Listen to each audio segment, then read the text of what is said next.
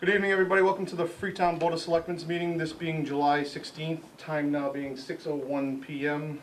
I'd like to call the meeting to order. Is there anyone recording the meeting? We can. Anyone else recording the meeting? Okay. Tonight's agenda, I'll read into the record.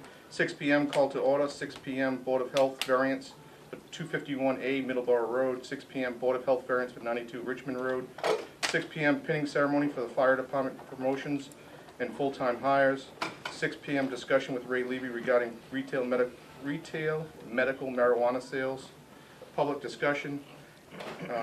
Consent agenda. Board of Selectmen actions relative thereto. Review auditor management report as submitted by Rosalie and Clark. Adopt fraud policy as submitted by Kim Fales, town accountant. Discuss signing of bills submitted by finance committee regarding mailing. Discuss one call system. Approve chapter 90 request for drainage repairs for Nottingham Way, Oakland Road, and Cliff Drive. Approve Board of Selectmen's minutes for June 4th, 18th, 2018, July 10th of 2018. Approve ambulance abatements for the month of May and June 2018 as submitted by Fire Chief Sylvia. Review consideration of open meeting law complaint filed by Patrick Higgins on June 18th, 2018, and discuss proposed response to complaint. Review and consideration of open meeting law filed by Patrick Higgins on July 10th, 2018, and discuss proposed response to complaint. Approve letter to Department of Public Utilities as submitted by Town Administrator David DeMonch. Sign animal control warrant as submitted by Town Clerk Jacqueline Brown. Review and consideration of environmental conditions at DPW Works facility and possible retention of consultant. Town Administrator report under the Board of Health, discuss with Republic Trash. Personnel Board, discuss letter sent by Laura Remsden, school committee member, Lakeville, asking to be appointed as special municipal employee. Discuss letter sent by Town Clerk Jacqueline Brown regarding fiscal year 18 appointments. Discuss sign annual appointments for fiscal year 19 as on file with the Town Clerk's office. Approve appoint sign change of status form for Alicia Freary as senior clerk for Council on Aging as submitted by Barbara LaFleur, effective July 16th, 2018. Sign change status form for Jeff Brum, full-time firefighter as submitted by Chief Sylvia, effective July 1st, 2018. Sign change of status form for Brad Plissy, Brianne Abreu, Cody Cavero, and Paul Ashley Jr., call firefighters as submitted by Chief Sylvia, effective July 1st, 2018. Appoint members to preliminary screening committee for the building/zoning enforcement agent's position. Sign agreement between Town of Freetown and Police Association and Tom Long. New business, dates of upcoming Board of Selectmen's meetings, Monday, August 6th, Monday, August 20th, September 4th, and September 17th, October 1st and October 15th, and an executive session, Mass General Law, Chapter 30A, Section 21A3, to discuss strategy with respect to collective bargaining with the Town Hall, Library, Highway Union, Freetown Firefighters Union, Signal Operators, and Freetown Police Union, because an open meeting law may have detrimental effects on the bargaining position of the public body, and the chair so declares. And Mass General Law, Chapter 30A, Section 21A3, to discuss strategy with respect to litigation if an open meeting may have detrimental effect on the litigation position of the public body, and the chair so declares. Excel Recycling LLC versus Town of Freetown. I am going to use the chairman's prerogative and take things slightly out of order. It's my great pleasure to call Chief Sylvia up so we can have the pinning ceremony. Thank you, Chairman. I'd like to welcome everybody here. This is probably a very historic night for the Freetown Fire Department. I don't remember or can recall us promoting this many people at one time. I'm going to call the members up in descending order by rank. I'll give a quick little bio on them, and then I will have the town clerk swear them in. First up is Deputy Chief Harry Ashley. The deputy has 33 years of service. He was appointed on April 4th, 1985 as a call firefighter assigned to Station 2. He rose through the ranks and obtained the position of call captain in January 1st of 1995. He was promoted full-time on January 1st of 2000 and was assigned to Group B. He was promoted to lieutenant full-time on July 1st, 2009, also assigned to Group B. Deputy Ashley has obtained numerous certifications and accommodations throughout his years. Deputy Ashley is the mainstay of this department. He embodies what it means to be an officer and a gentleman.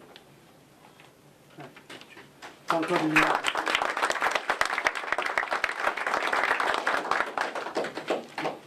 Raise your right hand. Just stay next to me. Do you, Harry Ashley Jr., solemnly swear and affirm that you will faithfully and impartially discharge and perform all duties incumbent on you as a full-time Deputy Chief EMT Paramedic, according to the best of your abilities and understanding, agreeably to the rules and regulations of the Constitution, the laws of this Commonwealth and the town of Freetown, so help you God? I will. Congratulations.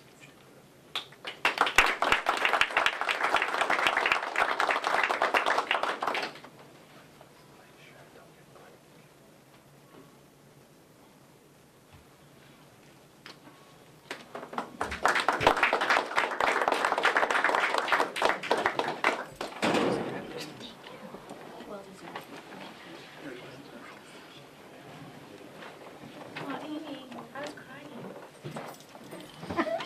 Next up is Lieutenant Keith Mello. Lieutenant Mello's got 16 years of service. He was appointed on August 1st, 2002 as a call firefighter assigned to Station 1. He was promoted full-time on July 22nd, 2005 and assigned to Group C. Lieutenant Mello has a bachelor's degree in fire science. In addition to his other duties, Lieutenant Mello is also the department's EMS training coordinator. Lieutenant Mello is a true attribute to this department. His professional and work ethic are to be admired. You,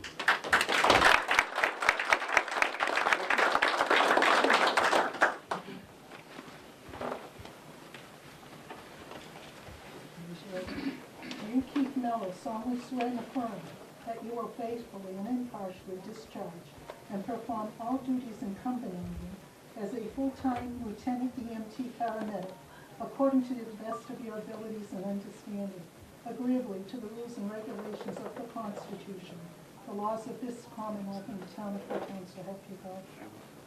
Congratulations.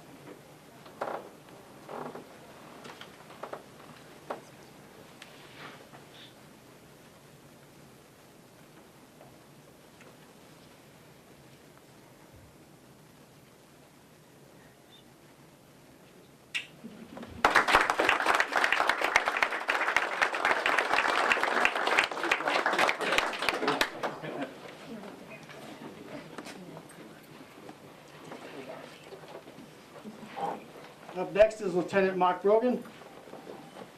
Mark has 10 years of service. He was appointed on September 5th, 2008 as a call firefighter assigned to Station 1. Promoted to full-time on January 10th of 2009 and assigned to Group C. Lieutenant Brogan has an associate's degree in fire science. In addition to his other duties, Lieutenant Brogan is also a member of the Bristol County Technical Rescue Team. Lieutenant Brogan is a dedicated professional and one of the hardest working firefighters I have ever known.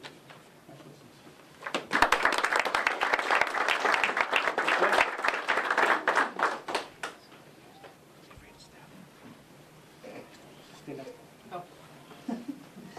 You raise your right hand. Do you, Mark Brogan, solemnly swear and affirm that you will faithfully and impartially discharge and perform all duties incumbent on you as a full-time Lieutenant EMT Paramedic, according to the best of your abilities and understanding, agreeably to the rules and regulations of the Constitution, the laws of this Commonwealth and the town of Freetown, so help you God. Congratulations.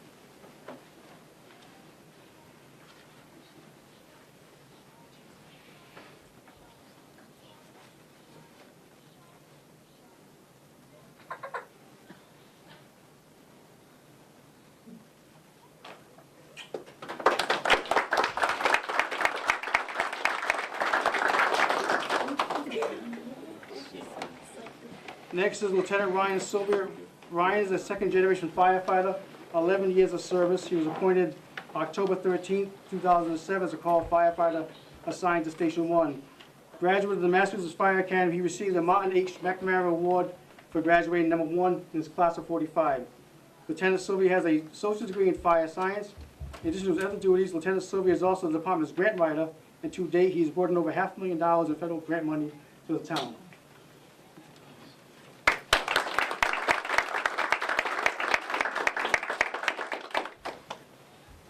Raise your right hand. You, Ryan Sylvia, solemnly swear and affirm that you will faithfully and impartially discharge and perform all duties incumbent on you as a lieutenant EMT paramedic according to the best of your abilities and understanding, agreeably to the rules and regulations of the Constitution, the laws of this Commonwealth and the town of Freetown, so help you God. I do. Congratulations.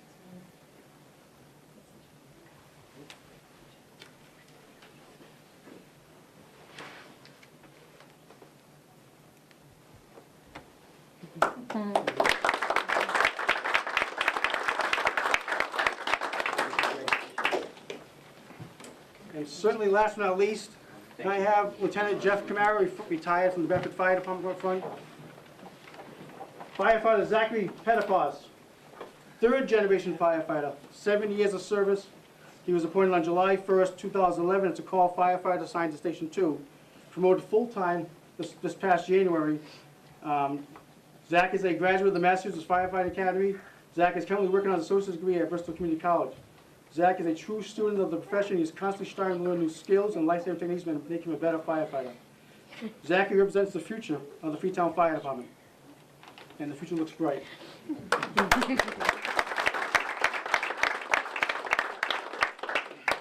raise your right hand? Do you, Zachary Pettifos, solemnly swear and affirm that you will faithfully and impartially discharge and perform all duties incumbent on you as a full-time firefighter EMT paramedic according to the best of your ability and understanding and agreeably to the rules and regulations of the Constitution, the laws of this Commonwealth and the town of Freetown, so help you God. I do. Congratulations.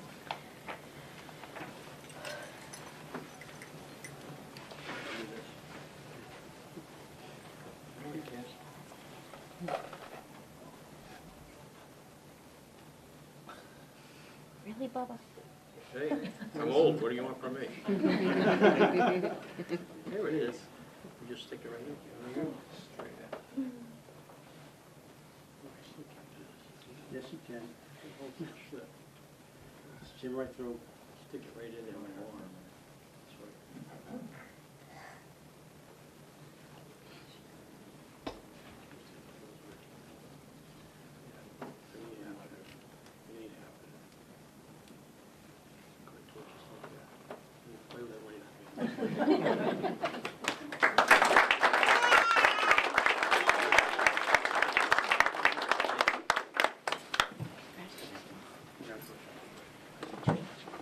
Thank you.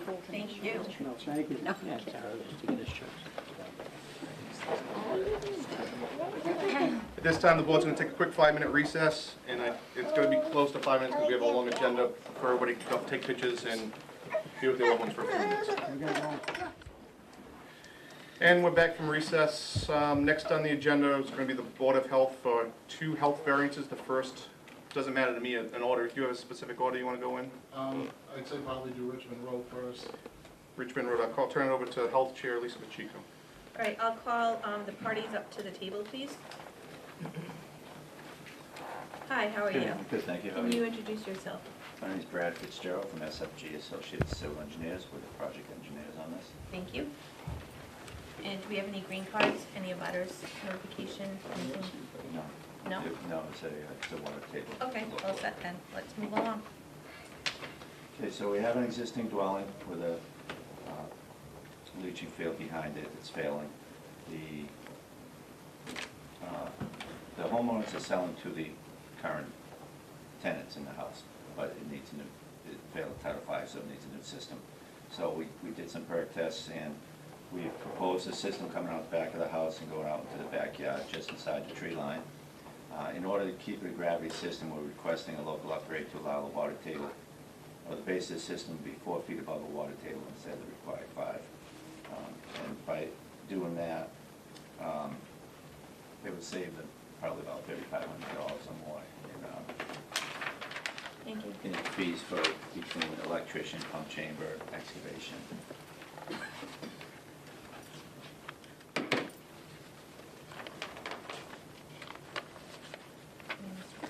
restrictions on this? No? You haven't played this? Okay. Great. Questions of the board? Do you have any deed restrictions for the number of bedrooms? That's basically what I just. Right now, we don't have one. We could add one on. For the size of the engineered system? Yep. So is it existing two-bedroom home?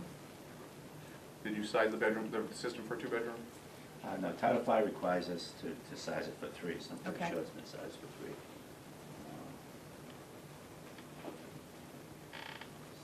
Yeah, 350 gallons per day. So that's Okay, sufficient for a 3-bedroom design. All right, And then under Title V, if you get a local upgrade, you're not allowed to increase your bedrooms correct. automatically, whether it's deed restricted or not. Do you have any questions, Charlie? I'm good. Okay. Your recommendation? I recommend that we go with this variance. All right. Do you have a motion from the board?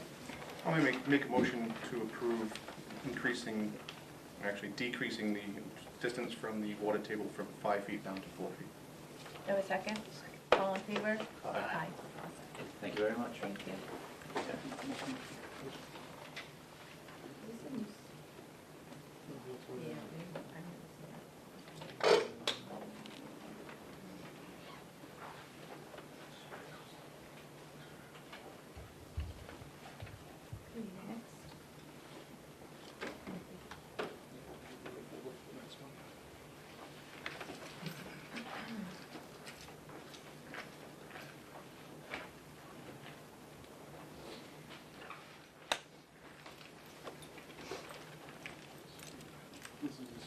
That's just part of the folder on this one. This has been in front of the select board previous to me. I'm kind of picking up where we left off. When it was last brought up, it was recommended about, there were two questions. One, if the leach field even worked, and two, about where the property lines were. I figured it wasn't even worth having the discussion about the property lines until we knew about the leach field. We had a Title V done on the leach field. We have a conditional pass on it. Conditionally, once all the other pieces are in place, that the leach field would be working. So that's where we're at now. Just the discussion about, where the property line is, how far away is this leach field, and then, once we know that, then the variance part of it too. Where is the variance? I think there's a discrepancy as to where we think the leach field is. Yeah, that's a lot to think about right there. Yeah. I don't think I was at that meeting the last time, so I did read the notes over. So, is the property owners or the abutters here?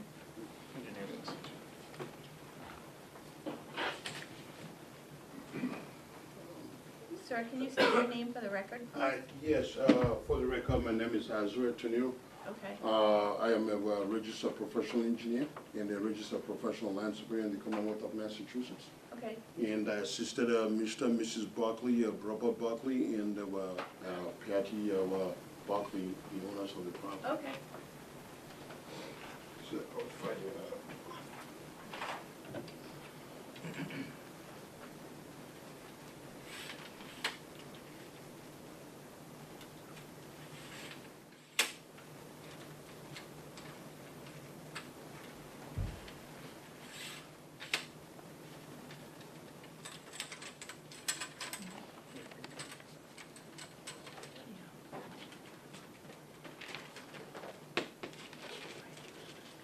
So, sir, do you have the green cards? Yes, I do. Thank you.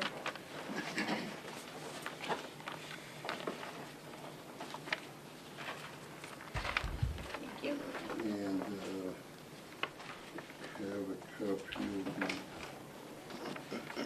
of the notice that we sent out. Okay. A copy of the notice that we sent out. Thank you. So I'm going to read the green cards into the record. Jarrett Butler from 248 Middleborough Road. Richard and Elaine Holmes from 253 Middleborough Road. Thank you. Joelle McDougal from Heaton Realty Trust, 254 Middleborough Road. Nicholas Bellozo, 249 Middleborough Road. Town of Freetown Board of Health, and David W. Brown, 240, Trust, 247 Middleborough Road. All right. Go ahead. Okay, so, Madam Chair and members of the board, thank you for indulging us this evening. Basically, what you have before you is a property that had a house that was back over here, right next, right up pretty much in the water. And the original septic tank and the pump chamber were located right in this area here. Well, right over here, this is the septic tank and the pump chamber. And the house was damaged in one of the storms, but the Board of Health had issued a disposal works permit allowing the installation of the septic tank at the time. I believe back in 1999, 2000, circa 2000, and the leaching field was installed in this area here.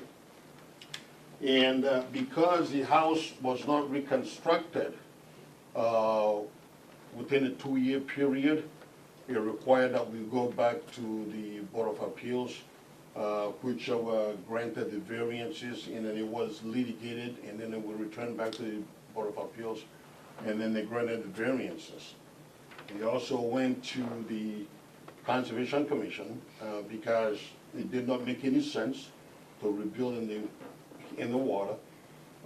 And so, based on the new flood elevations established by FEMA, we identified the location of the floodplain at elevation 57. And so we pulled all the activity out of that area, and so conservation thought it made sense. And so proposing the new 1,500-gallon tank and a new 1,000-gallon pump chamber.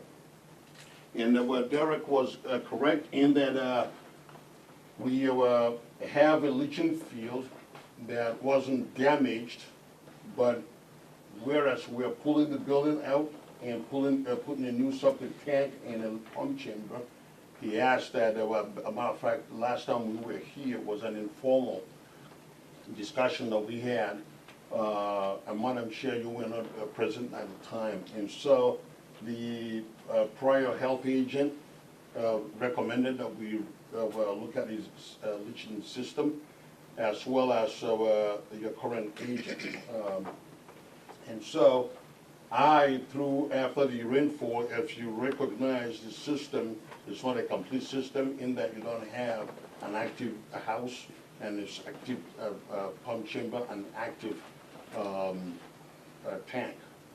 So the approval that the board gave back in 2000 allowed the leaching field to be designed with a 10-foot setback from the property lines, which is basically what Title V requires, even though that requirement is less than the town's setback requirements. So the board gave that.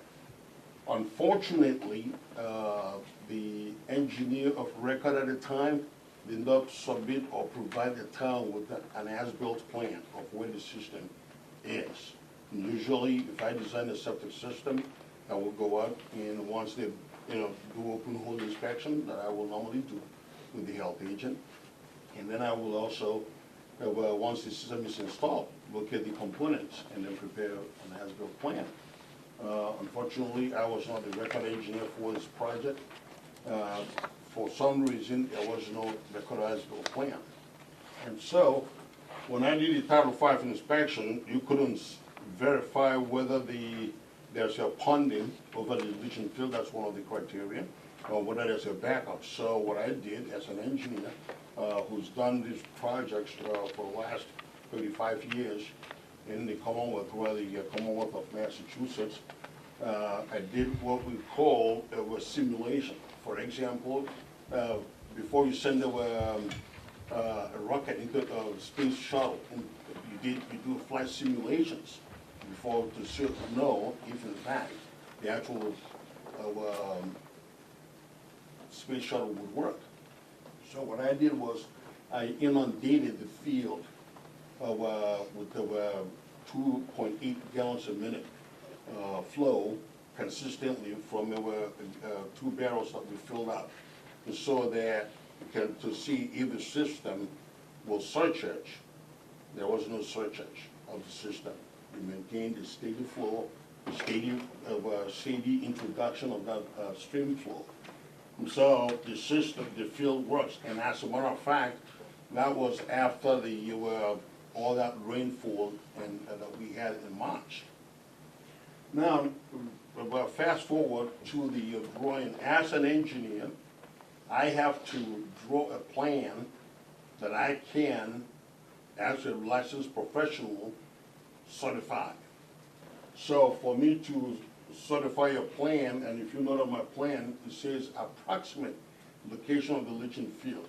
And the reason it says as approximate is not because it's not surveyed, but it's because I did not observe the system before it was backfilled.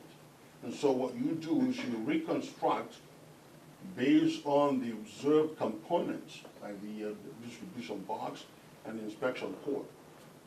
And so my as-built shows that with the setbacks on the north side, over here 8.8, and over here 9.5, over here 11.4, and then 12.1. And that is basically using the dimensions of what was approved by the board at the time, and then looking inside the chambers that form the leaching field. And so it's less than 10 feet. As a matter of fact, Mr. Bartley said to me, well, I think they really built it with 10 feet. I said, I cannot certify that because I did not observe that. So I can only certify what I can comfortably look at. And if you look in the 310 CMR 4 of the inspection criteria, it does say that you have to locate components like septic tank and pump chamber. Well, the pump chamber and the septic tank are not operational, so you cannot inspect it. You can only do the leaching field.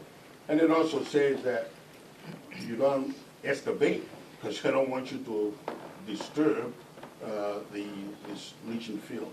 So basically, it is what is existing at this time, and that is what I've reflected here. And so Derek asked that we have to file for variance, and that's why we're before you. So we are not asking the board to basically grant the variance for us to install the field. Basically, it is me identifying that based on all available evidence, that the only thing I can certify is what I've reflected here. And so Title V, they have a plethora of variances that have been granted, even with a 5-foot setback, even with a 6-foot setback. And the part of the thing that the Board of Appeals recognized in granting its own variance for the construction of the building is recognizing the unique shape of the land and the topography. And so all we're really doing is asking for the variance because it's not the 10 feet that was approved. But I cannot certify 10 feet. I can certify what I've shown on the plan. And the pump chamber and the septic tank being now located outside the floodplain, I think it makes basically good engineering sense as well as environmental sense, that you are protecting the wetlands resource and the minimizing of potential threat to public safety, welfare, and the environment. And so that's why we're here before the board. And we'll ask that the board see that makes sense. Do you have any questions? I'm pretty familiar with the situation. The leaching field has already worked. It is, you're right, it was working before the house was damaged. That is correct. But it's not online right now because the house. Are you replacing the tank in the pump chamber? That is correct. So the pump, the tank and pump change will be new, New. that's just gonna correct. tie into the existing field. That is correct. And that existing field, I tested, that's correct. So you said you have a conditional Title V pass. That is correct. What is the condition? Okay, the conditional, because you don't have an existing septic Just- tank. just 'cause of an the- exist, right, because you only have a component of the entire system. In other words, your system is composed of a tank, in this case, a pump chamber. If we were able to do by gravity, then there will not be a pump chamber. And so, whereas you do not have an inline active pump chamber and a tank, you couldn't inspect that tank that does, and whereas we are not looking to keep the existing tank, because if you look at where we're putting the house now, the existing tank and pump chamber will be basically where the new house is going. So when the house was the house demolished, the existing house that was there? It was still- damaged from the flood. Is it still standing or was it demolished? Have you taken it down yet? Oh, yeah. Have you taken down the existing house? Yeah. And is that when the existing pump chamber, what was the pump chamber and the tank at that time was taken out? Oh, no, they haven't been abandoned. So they're still there? Decommissioned, no. But there was no evidence of failure when they did the inspection, Title V inspection? No evidence of failure, but again, the pump chamber. Can't pass it because it wasn't working. That's correct. They usually check for evidence of failure, don't they? And they Right, check the right, D-box for right, for for example. solids and Right. evidence of failure? If there is a failure, what would be, for example, if the static water level is above the The outlet. above the outlet. And it shows retention in the field. That's correct. And so that is what so I simulated the backup, what that is, static water level by introducing large amounts. To see if it would stand in the That's D-box, what, but it that's what drained. large amounts of water, and as a matter of fact, Title V does ask, or has a large amount of water being introduced as part of the inspection, that would be correct. No private wells in the area? None of record. Okay, thank you. I don't see any impact on the neighbors as well. For the field, no, it's No. existing field's been there for years, there's no signs of failure. And that's what I was Right. trying to get to, is if there's signs of failure of the field. Charlie, any other questions? No. Do you have any questions? I don't. The 88 feet 8 inches, that's by your estimation, you said. And that would be correct, in other words, the only way I can prove if in fact it's 10 feet is to dig up this field, which is contrary Right. to what Title V suggests, that you leave, it does say all components except the soil absorption system. In this particular case, the soil absorption system is a leaching field. I mean, you're taking a situation that is complicated and confounded and trying to do the best you can with it, with the guidance of Derek and the Board of Selectmen, so. Move forward. Yeah. There's a fire around me. All right, I'll take a motion from the board to approve the variance. Make a motion that we grant the variance. How can we? Second.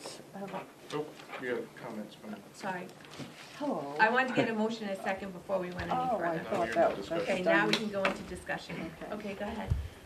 Do you have a question? Yes, we do. Okay, go ahead. Over about a year ago, I brought it to the Board of Health's attention that we were concerned about where the property line was. And when the house was approved for the 5-foot variance, we decided that prior to the building going on and everything, that we were going to put a privacy fence up. I gave to the board, or you should have a copy of a survey that was done. Is it in here, Derek? You know, I do have it. 2 copies, but I've gone to the town a couple of times with the paperwork on this.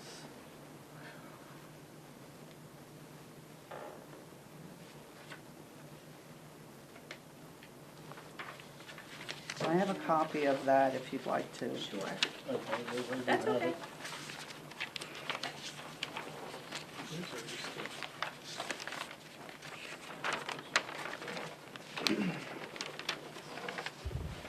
This was done by Arthur F. Gordon and Associates. This was done in August. Oh, here you go. All right. Oh, yeah. Perfect. Privacy fence was the reason why we decided that we wanted to have the entire property surveyed. And since the dwelling was going to be 5 feet from our property line, and they were planning to our surprise, use an existing a leaching field that was there that had not been used for about 7 years and was also used as just a summer cottage kind of a thing. We wanted to make sure where it was in proximity to the fence that we were going to put up. And when I had the survey done, I purposely asked the surveyor to please indicate exactly where the candy cane, which is the vent, was in proximity to our property line. And he confirmed that it was approximately 10 feet from the property line. Before this started, I took the Title V's that had been done prior to. Rick and I bought our property in 2004, and the Buckleys, I believe, bought months prior to ours. So when I went down to see what was down at the town, it indicated I have something that kind of looks like an as-built. I don't know, it's stamped, and it shows a vent pipe that's centered to a 12-foot wide 3-chamber system. And it's 12 feet, and then it says that there's 10 feet on one side and 10 feet on the other side. Now at the time, obviously, the property lines were incorrect because Mr. Buckley found out that our property line was literally 6 inches from his existing dwelling that was down at the water. So from, I don't know how many feet it is from the water all the way up to the road, that property line changed considerably. So I guess we're fine. We were under the impression the septic was 10 feet from the property line. Our survey indicates that if there's a vent pipe and it was centered through 3 chambers in the middle, that's 6 feet. And then from that point, from the chamber to our property line, is only 4 feet. Not 8.8. Not 8.8. So our concern again is that I'm fine if it was 10 feet or even 8.8. It's a fort, it appears, because the system, the leaching field, in my experience as an agent, I'm a real estate agent, and I brought my friend Tom Rue, who is a licensed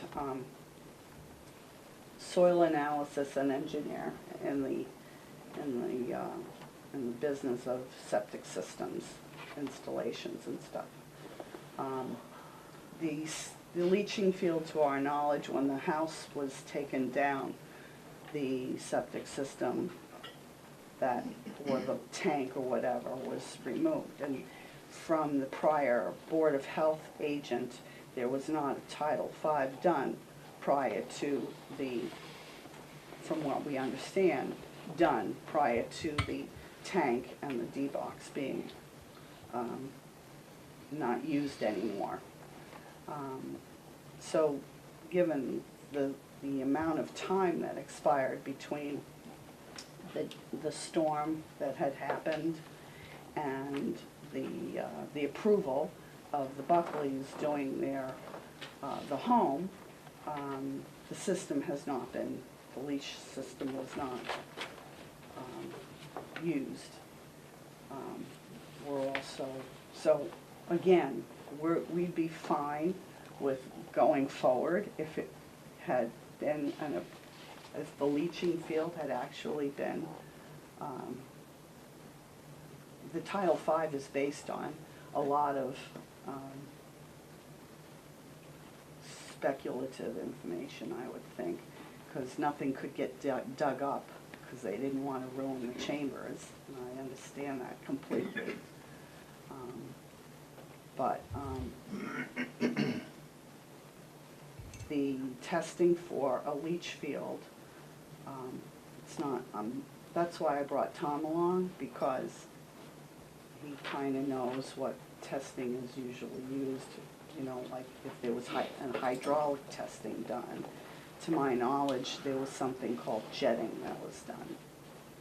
And jetting is different than a hydraulic test to see if the water level, you know, goes down or whatever. But again, we're here solely because we want to make sure, first of all, that the property line is not exactly where everybody thinks it is, and to sign a variance when we know that the property line is in question here. That's the thing that we're here for.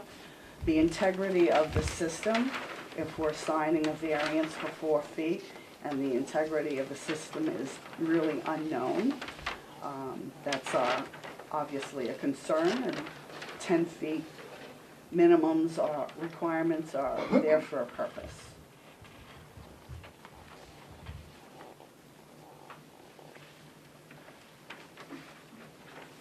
So when you bought your, being a real estate agent, when you bought your home, you obviously had your property looked at, correct? And you had your property lines, you went down to town hall and you did. Whatever was on file. So whatever was on file, as, just like you did, correct? Okay. And it was a bad survey from 1992, yeah. But you bought the house according to whatever the town gave you, according to those property lines. That's how you bought Right. your house, and that's how they bought their house, correct? I assume so. Okay, Yeah. okay.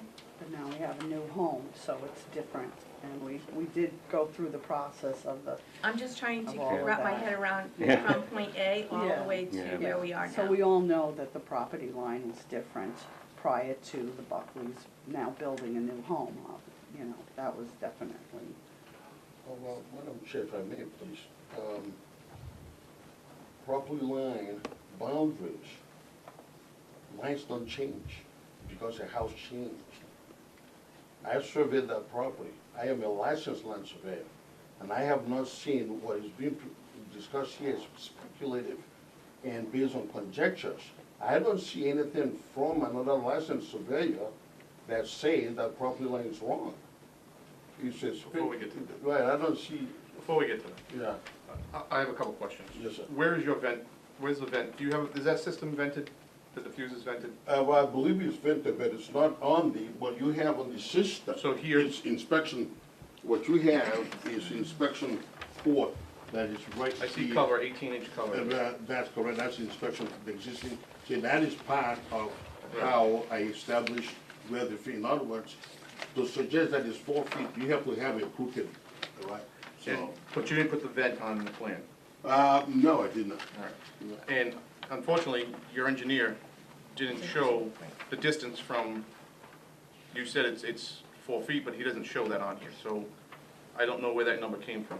No, well, it's If you 10 feet specifically- from the property line to the vent is about he 10 feet. confirmed the vent pipe, But he didn't put it on here. This is his stamped plan, and I believe you, right? but it's not on here. I mean, if you had him survey this, and that was one of the reasons you did it, I wouldn't, I Right. don't understand why it's not shown on this plan.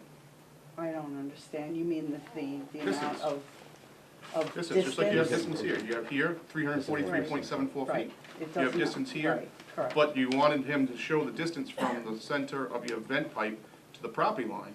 His Which, pipe, if you yeah. did that, even though we don't have an as-built, do you say you might have one? I'd like to see that Well, too. I thought everybody would have had something like this down at They will have the as-built on the, You understand what I'm saying? You Yeah, should it- show if he's a You know, licensed this surveyor and is- you ask him to do Something's gonna that. be approved, and we understand that, it's been Yeah, going for a long yeah. time. We We just just wanna want it make it over. accurate for, because the system was put in based on a survey that was inaccurate back in 1992, okay? And when they decided to build the new house, and they shot the property line, and I think you did that, they found out that our property was literally 6 inches off the house. So they lost what we thought was their property, was a huge difference, okay? So then we surveyed and had this all done by both sides of my property because we needed some accurate for the fence. Where the stake is to the vent is about 9 to 10 feet. If that is in the middle of 12, There's an you take existing away vent 6. Well, that's what I'm it's trying to around get to. If 4. there was an as-built, if somebody had an evidence of an as-built, and the as-built showed me that vent There is is no 10 way, feet, that's the problem, 10 feet off, from 1990 then we something. don't, I understand. Yeah. You don't, on your surveying plan, you don't show the distance, which, Okay. if so- you hired him to do that, that'd be something you would, Yeah, Show you. there's a problem there. Yeah. If you told him, I wanna know what the Let's- distance is, he doesn't wait, put it on his let's plan. wait for But him you to can- finish first. you could drive by there and look at it and say I'm it's not a 10 surveyor, feet. though. I know, You know, no, but I'm going by the plans that It takes submitted a by ruler. stamped guys, because they go to years of That's school and right. have bonds, so. This picture serves a vent pipe. that was a center. proposed plan. And this There's is no as-built on the site. two bedrooms. This variance was approved at 10/19/90. This is all just paperwork that I decided that I wanted to make copies of from, What you're looking at there is the from the proposed, file. what I'm sure, what you're looking at there is the proposed, not an as-built. That's your perk test, they read sidewalks. Right, that was a proposed plan, they did not do an as-built back then. Let me see this stamped. No, that's the first thing I look for. There's this, but I don't know what that goes with this. No, that's not even zero. This is 90, 226.90. This is 12, The second page, if you look to the second page, I had to 469. make 2 copies because there's a date on there. 12,991.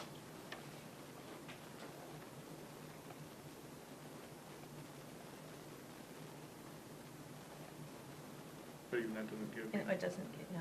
anything I'm looking for. Nope. Because if there was an as-built, we could just cite it and say, Mhm. okay, the pipe's here. If your surveyor did what you said, what he said he was gonna do for you, but he didn't, you would say, okay, that's 8 feet.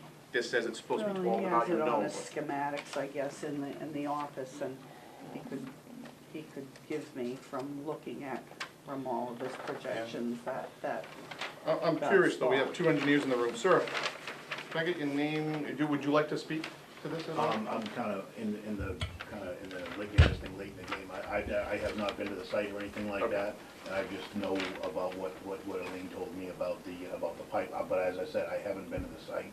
And as far as knowing like exactly where the system is, what I've done in the past to nail it down, and actually it does say in the Title V that you don't, when you're on the Title V inspection report, that you don't have to dig up the soil absorption system. In other words, when you do an inspection, you're supposed to look at the septic tank, the outlet especially, Mhm. and the inlet, and of course, obviously, the D-box. Mhm. And that pretty much tells you what's going on. But like I said, as he said, you don't have to dig up the soil absorption system, but there are instances when you are supposed to. Like, for example, at my house, I don't have a D-box. I have a 1,000-gallon septic tank, no D-box in the pit. So at my house, if someone were to come to my house They would have to- and do a Title V, just looking at my septic tank, that's not enough. Right. You'd have to dig up the pit, which is the soil absorption system. So there are instances when you are supposed to dig it up. But to make this thing airtight, I think what I would have done, even if it was with a shovel, I think I would have just found the corners of this thing. In other words, the chambers would be in the center, and they'd have some amount of stone around them, whether it's a foot, 2 feet, whatever it is. I think for me, that's what I would have done. I think I would have found the corners, I would have put a stake, and I would have shot those stakes, and I would have said, okay, that's where it is. That's what I would have done. But none of that was done.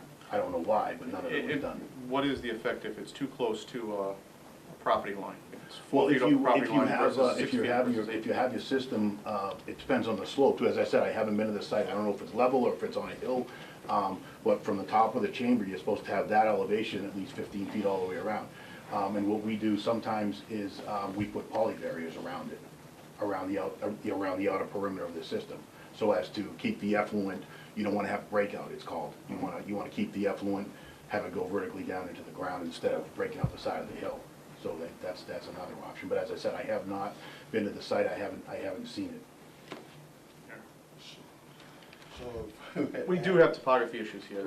It runs back towards from the street down towards. Down toward, right, so what you have here, the elevations are consistent with what was proposed. The chambers are located. The issue is that your leaching system is composed of the precast units as well as the stone that form the perimeter. A stone, unless you dig it up and actually shoot the edges of the stone, there is no way in the world you're gonna be able to establish the line of that stone. Right. The only time you dig up an existing soil absorption system, if it is composed of leaching pits, towns are actually required to do that. It's not the soil absorption system here is composed of precast leaching chambers and the stones are the perimeter of it. The stone edges I cannot verify. To verify that, I have to dig that up, which is inconsistent with what Title V says you're gonna do. So the question here is the verification of the stone that form the outer limits of But this. even with an as-built, you can't tell if the stone is how many feet it's supposed to be from the side of the diffuser. Right, but what happens is, once you shoot the edges of that, then you do a calculation. And incidentally, just so I can go back a quick, Mr. Bowden's survey does not contradict my boundary work. It does not. So that's what I need to. Unfortunately, we don't have that evidence here in front of us either. No, the lines that he's shown are the same lines that I'm showing. In other words, the actual, Right. so it's important. But I don't see I don't see your surveyed plan here. All you have is your septic plan, which is fine. Well, I certify that as a surveyor. Right.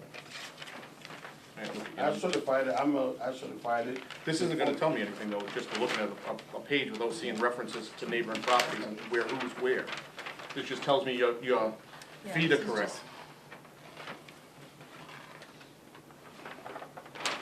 just- No, I give you the dimensions of the property, Mhm. and I give you the names of their butters. I give you the names of Right their there, butters. yeah. Yeah. And that's the pond in the back. That's correct, and this is the street. Okay, so it has the relevant information, and I certified as a surveyor, and I put in there that it's based on my survey work.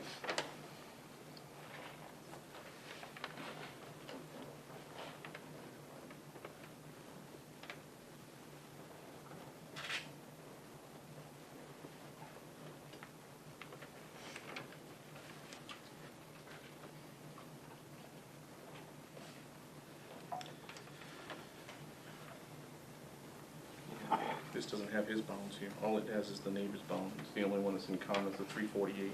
They did do the 33 feet on front. But this line here, they didn't shoot this line. Well, they didn't record the measurements of this line. The He does. 221. He Lot does at 33? Yeah. Yeah. He does it 333.05, but they don't. It's all, that's semantics at this point. He doesn't like the way I put it. Do you have any other questions? I don't. Charlie? All right, so right now we have a motion, and a second to, allow the variance. We've heard, all the discussion, there are no further questions on the floor. With that being said, I'll call the vote. All those in favor? Aye. Aye. All those opposed and abstentions? Okay. Thank you. Thank you.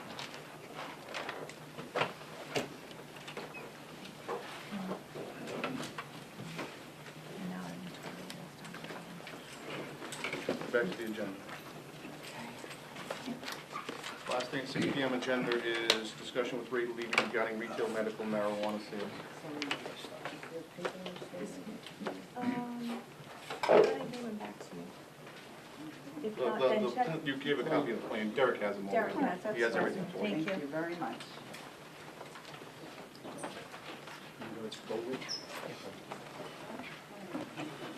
Thanks again for your time. Thank you. Thank you. Thank you.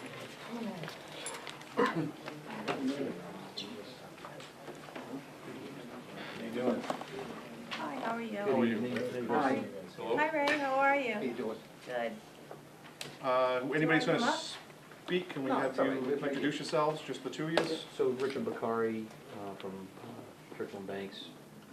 And Terry Fracasso, Perspective, Liberty, and Compassion. And do you have a presentation, or do you have just, Well, so we're here again from, I think it was February, maybe it was the last time we were here. We made a presentation for the retail sale of, for adult use. And at that point, we had. Yes, medical. And medical, but I think at that point we were, or was it just medical at that It point? was just At that medical. point, Okay. it was just medical. And you guys were, yeah, that's right, and we were holding off for the vote for the town's referendum on the, whether recreational was gonna be go or no-go. And so we basically just, have held off since that point. And so we're back here today to just kind of reopen the conversation again and ask for your input on whether you would allow for an RMD for medical at 170 South Main Street. as you're aware, we discussed last time, we actually made a nice presentation last time. The town, nothing to do with medical, but the town did not pass recreation. We actually went through the multi-step process and it went all the way to town meeting floor, and it failed on town meeting floor. That still, like I said, has nothing to do with medical. I just wanted to make sure you were aware of the process. As far as medical marijuana, we discussed last time that you did sign a host community agreement. In that host community agreement, you agreed not to have a distribution center. How has that changed? I know when you did your presentation last time, you said you want to use, is it Clinton? Is that what you're? Right. You want to use that as your grow facility and do a little bit reverse of what you had come in for originally and flow down to distribution centers, and one of them being in Freetown. Is that pretty much the? Yeah, the only twist is that Clinton is kind of a short-term build-out. Freetown represents more of the future in terms of agricultural and manufacturing work, which I feel will be have much greater impact with respect to employment, and whether it's also hemp that is lawfully allowed in Massachusetts, or the siting of greenhouses, which are future. So that's part of our overall process. But in conjunction with that, we're hoping that a potential RMD facility strictly for medicinal purposes could also have the luxury of being sited at the site within the facility as well.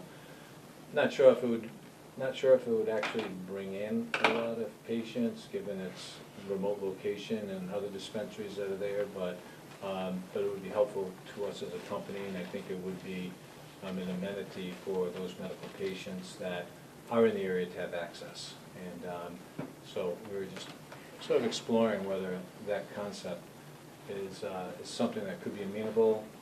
Not knowing the zoning, I guess we would probably have to come forward for a special permit or. But it would be at this body that would grant that special permit. And I understand that the host community agreement that was signed by Liberty and the board was for cultivation only. And that's, like I said last time, at some point that will happen in the future on the site. This is almost in addition to that, not a but for, if we don't get the RMD to dispense, then we wouldn't go forward with the cultivation facility. And to the contrary, we're planning now, going through the process of getting that going, just for the cultivation, But you know, we felt that there was, you know, it was passed, and it was a pretty close vote for the adult use, and so we thought it was worth coming back and chatting with you guys again and seeing what your kind of take on expanding that. The location seems to be right, it's not smack and dab in the middle of, you know, the town, it's not in anybody's face, if you will. It's a very benign use, and it would be done properly and professionally with security. And so it seemed like the last time we were here, there was some interest, and it seemed like you guys liked the presentation. And so we're just here to kind of open that up again, start that dialogue. Before I turn over to my fellow board members, we did change zoning as far as medical marijuana, and it is allowable use in a medical marijuana overlay district. Actually, it's just a marijuana overlay district, which includes what was originally, there's a small piece that is added on to an industrial area, just south of the industrial area, and it does include your area. Right, So so it's zoned by right. Zoning wise, Right, right. I'll turn it over to my fellow board members. I've seen the presentation. I think I have not been quiet about how I feel about it. I've been very honest with all of you. So, and I took, you know, I told you that I would wait to see what the town voted, and I did, so I'm all set. Thank you. My idea is, especially the grow facility, I would have no overly problem. Dispensary would be something I think we would want to have a clear plan, not just a conceptual plan before I go on with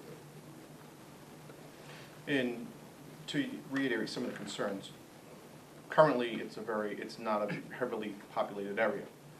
There was a plan submitted, I don't know if it was that actually, the PMUD plan actually submitted? Yes. To develop that area, which now brings residential, a large impact of residential to that area. So if it was staying the way it was, it wouldn't be as an issue, but it's almost like you're not bringing it to the center of town, but the center of town is kind of bringing it to you. So that's a concern I have. The other concern really comes back to the HCA. Council has advised us that touching the HCA might subject it to changes to current law. I guess the current law is a little bit different than what it was back in, well, the law went into effect in 2012 for marijuana, recreational medical marijuana. But it really didn't change until this last referendum. I guess the House got involved, changed things around, including, I don't know if it's the House or the CCC, the Cannabis Commission, changing the way you can do HCAs and that stuff. So I'd really like a review for our attorney's purpose of what you're proposing, sent to him so he can see how it affects the HCA, and if the HCA can be changed, or if it can't be changed. And if it can't be changed, it might have to be something else that should.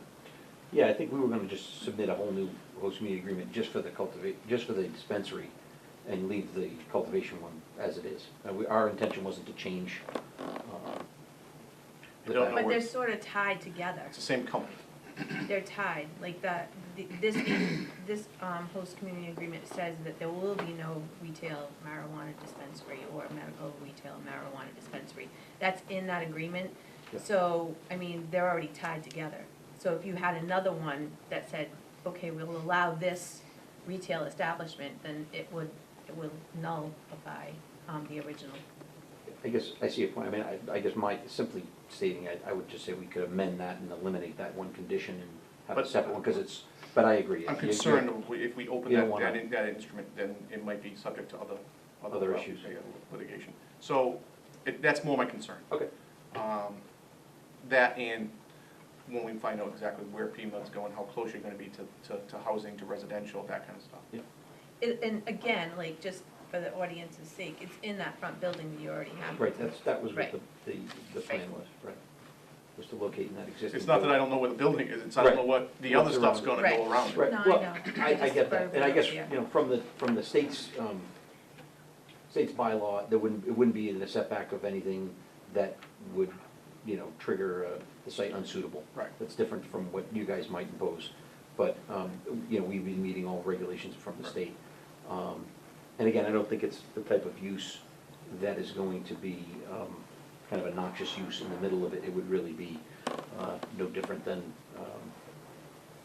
probably less intense than a CVS or a liquor store, way less intense, you know, from a traffic standpoint. So I don't think that it's something that's, well, geez, I don't wanna, people probably wouldn't even know it was unless they were going there, because you kinda have to be a card holder and a member, if you will, to go in to a medical dispensary. But So we are moving forward with the grow, correct? right, yeah, there Okay. was no plan to stop All moving right. forward with the grow. It's just that, as I explained the last time, Liberty's first move was to build out the Clinton facility. The second move would be a Mhm. larger facility here, around 100,000 square feet. And maybe the next time we come, we could show you a plan that shows exactly where that is and how it will be located in relation to the PMUD and everything else. I would Yeah. like to see that. Yeah. So we could certainly do How that. far are we in, how far are you in that process right now?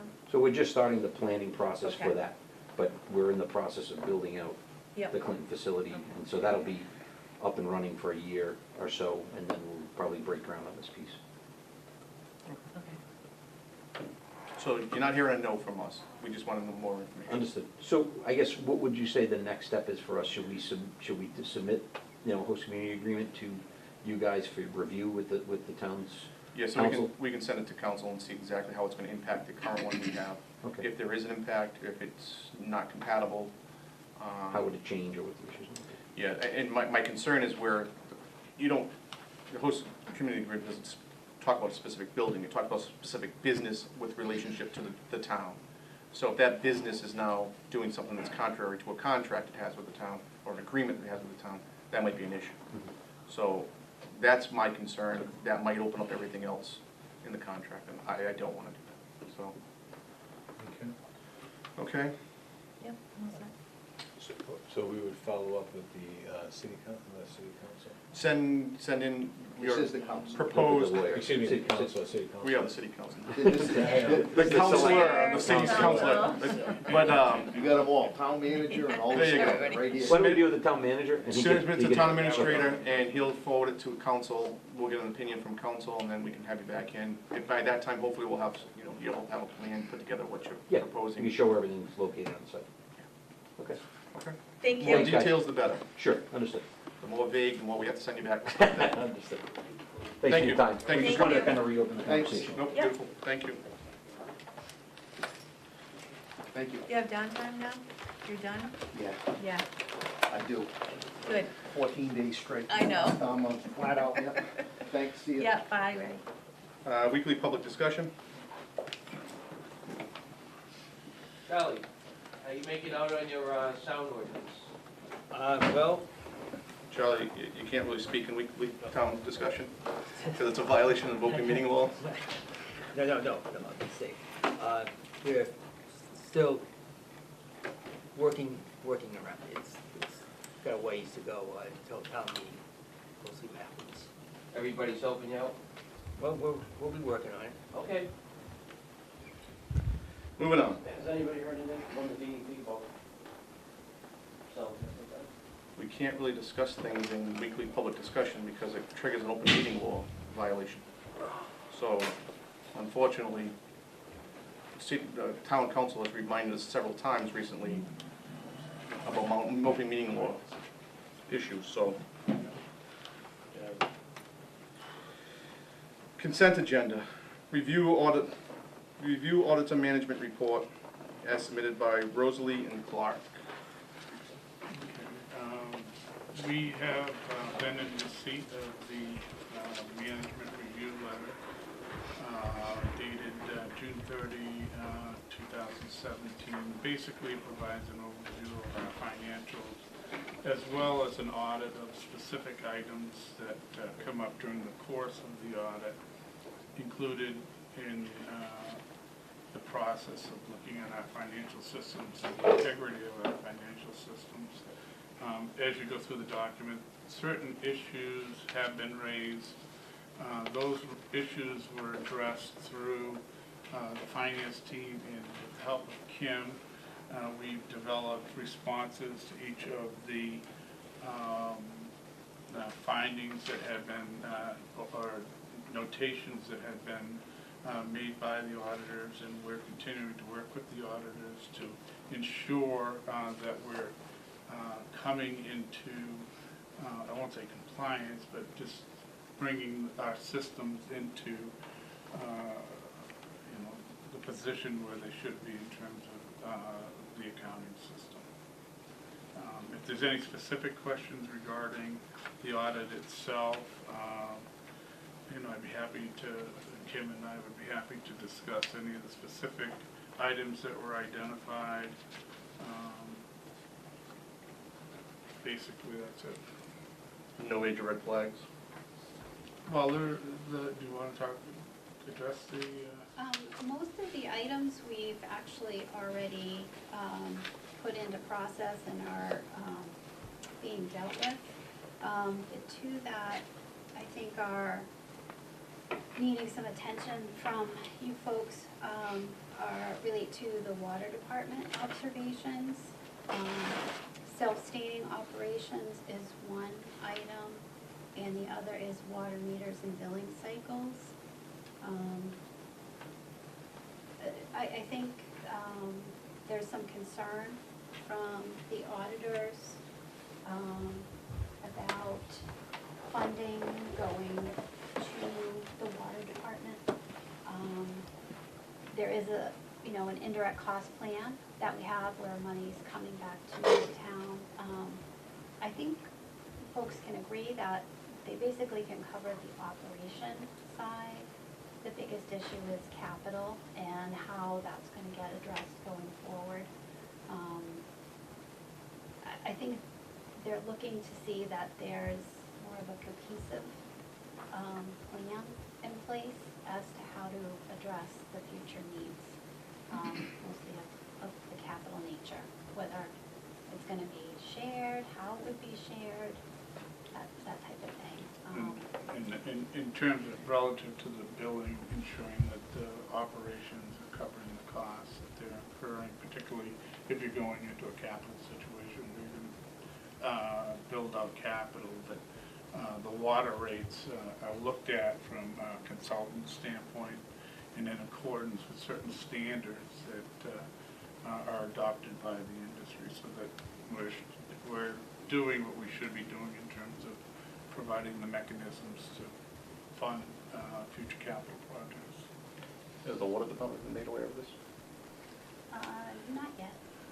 This is still a draft of the Yeah, it was all, management letter. at this point, it was all internal. We discussed it with the finance team and we, item by item, and we just wanted to bring it to the board's attention. We'd be happy to sit down with the water department and discuss the findings further and help them with the process if, they need some help in terms of planning the future. Kim, the sewer revenue and water revenue are now mixed, correct? Correct. And the sewer revenue is, what they're making money, we'll say, on the sewer end of it, but not on the water. Is that my No, understanding? I think they're Well, it's not- covering their operating Right. costs. But in terms of any significant repairs to infrastructure or expansion of infrastructure, one of the other items was, upgrading meters to be more of a radio read system. There's some meters that have been upgraded. I don't really think there's a specific plan in place to address how to go forward with that. And I think part of it also needs to be an actual plan put in place, whether a consultant helps to figure out what that would be. I'm not really sure. So first, this is for fiscal year 2017. So, they have done things, as far as billing, I believe there was a lack of billing going out on time, so I think that has been addressed through the water department, but. It's true, they have kind of rescheduled the Right. billing so that more of the billing is getting done sooner, so that the money's coming in the door Right. with only a 1-month lag between the money that has to go out to pay for the water. But again, we still have a number of routes and so forth because of the labor involved in order to go out and read a lot of those meters. So that was one of their concerns, that could we be making it more efficient by going to all radio read, and what would be the plan to put that into place? Yeah, I think when they did that, they might have started in the East Freetown side with that first, and I believe the cost of that went to the homeowner when they redid those meters, so that, but that's something that I'm not comfortable speaking about, because the water department doesn't even know yet, so I think that they'll have some answers. But I think that, what audits do is they point out, and they're supposed to, point out things that are inefficient and things that we can be doing better. But what no one here addressed is how great our finances are, and how awesome the standing that the town is in financially. And we have taken a fiscally conservative approach, and that's why our stabilization is the way it is. So I wanna say, kudos to this board and the previous board, for doing that. And I think that, and also you too, Kim, so keeping everybody on a straight and narrow. You are actually the gatekeeper that makes this all work, so. Anybody else have any comments about the audit? All right, is there any action that's required from this audit? You have nothing else to add to the response that was drafted, which was suggesting that there be a meeting with yourselves, the Board of Water and Sewer Commissioners, Finance Committee, Town Administrator, and Town Accountant. Are you interested in doing sort of like a... Why don't you speak to Water Department first, and Okay. then we can come up with something that's schedule-wise will work for everybody to meet, and Okay. we'll do that. Okay. Do we want to meet as a whole board? Do we want to appoint No, a point person to meet with I them? just think a point person's fine. I don't have a reason to meet as a whole board. Okay. I mean, If doesn't anything matter. develops in that meeting, then it can come then I back to the think, board. yeah, I mean, But that's fine. Do we have any volunteers? Charlie will do it. Charlie, never volunteer for anything. Did you learn that a long time ago? All right, is that within Will the you do scope that? of this meeting to appoint him to meet? Or should we put it on a future agenda? I would say that was in the scope of the discussion we're having right now, yes. Well, that would be action relative there too, so, I'll support a motion. I'll make that motion to have Charlie be the representative of the board when meeting with the water department and the finance committee. I'll second that motion. Motion made and seconded. Any discussion on the motion? Hearing none, all in favor? Aye. Okay. Moving right on to fraud policy. Okay. Question about audits. So, I guess about a year or so ago,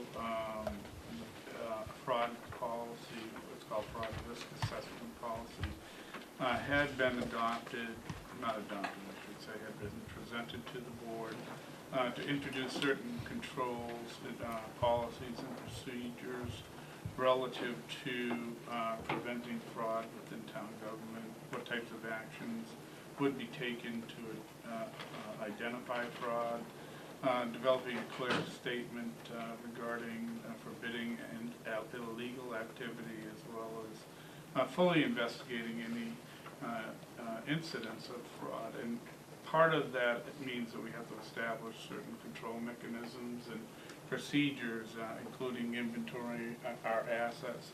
It should be noted also that included in the audit is a section identified as fraud protection measures, as well as in terms of enhancing a fixed asset inventory and controlling, what we have and making sure that everything's where it should be. That's one of the things that we want to adopt as part of the fraud policy. And items to be included in inventory equipment shall be any item or related group of items, 1,000 or more. So we're not gonna do pencils and erasers and things like that, but Is big that, items. is that the practice of the industry?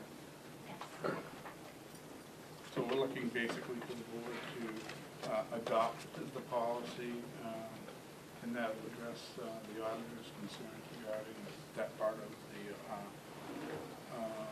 the audit. How cumbersome is this going to be for the department head? It's gonna be a little cumbersome. In fact, Kim and I spoke today about it. We might need some software. We might need, it could be done as simple as putting a form together and doing Google Forms, or, we have to explore how we're gonna implement it, but I'm not gonna lie to you, I think it's gonna be a little bit of work. Questions, comments, concerns? I'm good. Following the recommendations of our No, people. I agree. I think people have the right to know where their money's going, and if it's, make sure it's being used in the appropriate way, and when things are no longer in use, they get sold at public auction like we had a couple of months ago. So that's the right thing to do, so I'm in favor of it. Okay, I'll entertain a motion. Any other, I'm sorry, anything else you wanna add? Okay, sorry. I'll make a motion that we approve the fraud and inventory control policies set forth. I'll second that. Motion made and seconding, discussion on that motion. Hearing none, all in favor? Aye. Discuss signing of bills submitted by Finance Committee regarding mail.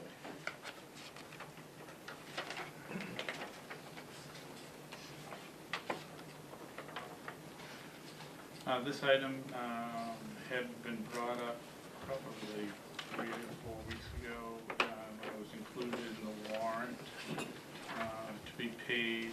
There was some discussion among board members regarding the intent of the mailing, and the board had at that point pulled the bill from the warrant. However, the Finance Committee has resubmitted it back to me with signatures of all the members stating that they truly feel that the bill should be paid. It's in the amount of $1,597.24. At this point, it's a decision of the board as to whether you want to include this in the next warrant for payment. The vendor did do the work. He is owed the money. I guess if there is some concern that he's been calling and wants to get paid. And No, I wasn't here for the warrant signatures portion of it. Fortunately, I wasn't around.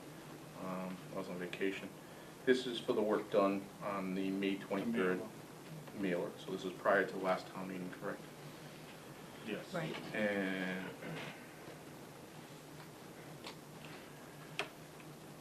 we're open for discussion. I'll head it off. My issue is with how the Finance Committee went about gathering the money, for one thing. They took a transfer from the reserve fund, which we have a legal opinion was an incorrect use of such funds because it was not a unforeseen or unusual expense. That's my major issue. And when you have the Finance Committee doing such a thing, and I also think, having had discussions with both the chairman of the Finance Committee and the town administrator, that it was conveyed to the chairman of the Finance Committee that this wasn't an appropriate way of acting, and it was not, the issue, the explanation by the town administrator was not followed through by the Finance Committee. That being said, I think that it would be a very good thing for us to have a discussion with the Finance Committee about this. I think some of it is a little bit of a lack of communication on their part with us. And I think that we don't want to start a precedent, and we may start a precedent here. The chairman Finance Committee threw out what he felt was a previous precedent with myself, when he had a discussion with me about this. So I think it's something that we need to have some deep discussion with, so we get a much clearer idea of what's going to be going on in the future. That's my opinion. Do you have any opinion on this? I have no opinion at all. Okay. Excuse me, wasn't this voted to be paid? I'm sorry, you're out of order. Oh, I'll second everything he just said. All right, the issue is, and the issue I have is the same. This was a reserve fund transfer. Normally, a reserve fund transfer comes through the board. The board votes to send it to the finance committee, then the finance committee votes whether it wants to authorize it or not. They do have the power to not go through the board and just authorize. However, there is no, that I can see, emergency or unforeseen situation that caused a reserve fund transfer. If they wanted to pay this out of their budget, I think that would have been appropriate. They do have a budget. But a reserve fund transfer is for emergent situations. Something that's unforeseen, that's an emergency, you have to transfer the money from what's set aside. So I have that same issue. However, that's not the Deval and Taunton Printing's fault. They're owed funds. And I think it would be shameful to deny them what they are duly owed because of a legal quarrel between the two boards. I would like to see it pursued, and we have some kind of decision going forward on whether this is appropriate or not appropriate. But to hold Deval Taunton, hold it against them, to hold them prisoner while the two boards quarrel, I think is. I get where you're coming from, I really do, but here's the thing, at the end of the day, the finance committee, who tells everybody and reminds us over and over again what our responsibilities are, not only as this board, but every other department head that goes in and says, you have to have this paperwork and that paperwork, and no, we're not taking this because you still have money in this budget and that budget. They have no qualms about saying that to anybody else, and now all of a sudden we're saying that to them, and they're like, oh no, not us. I mean, so there does have to be a dialogue about that. Nope. I think I'm not advocating for or against paying the bill. What my advocation would be is that, hey, we've got to settle this matter and before we sign a bill, because if not, then anyone could be bringing up bills. Right, every other department can say the Right. same thing and say, hey, look, the finance committee did it this way, they set precedent, they can come in and do that, how come we can't do that? I mean, we've made a policy, and the finance committee made a policy, that this is how we handle reserve fund transfers, and now all of a sudden, we're rolling back everything that we've ever, I agree. considered or believed in. In the idea of the reserve fund being for unforeseen expenses is statutory. It's not a policy within the town, it's a statutory policy. So I'll entertain a motion whether to put this on the next warrant or not. Is there any more discussion? I'm sorry. No. I'll entertain a motion whether or not to put it on. Can I say Just one thing? absolutely we want. We can encumber the funds into the next year, so that if this does get resolved, the money will be available for payment. So it doesn't make Because this them bill wait. fell in the last fiscal year, is that what you? Correct, because otherwise it would close out. So we can encumber that money if you folks are able to get this resolved. They won't have to wait, say, till town meeting, and it would be presented as an unpaid bill. It'd be 9/10. I would recommend that we do that. Bill, So you don't have to decide to pay it tonight. right, exactly. I'll send that. So the motion is not to put it on the next warrant, but to encumber the funds, or is you going to do separate motion?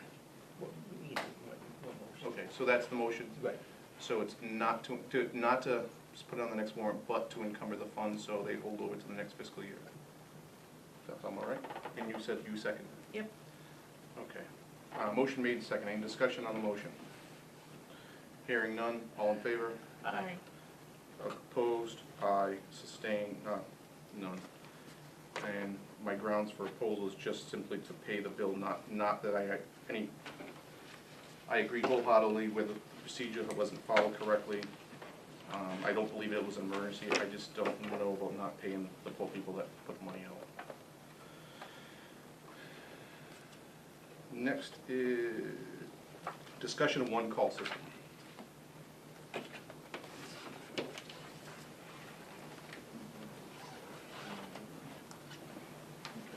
Thanks, Kim. Thanks, Kim.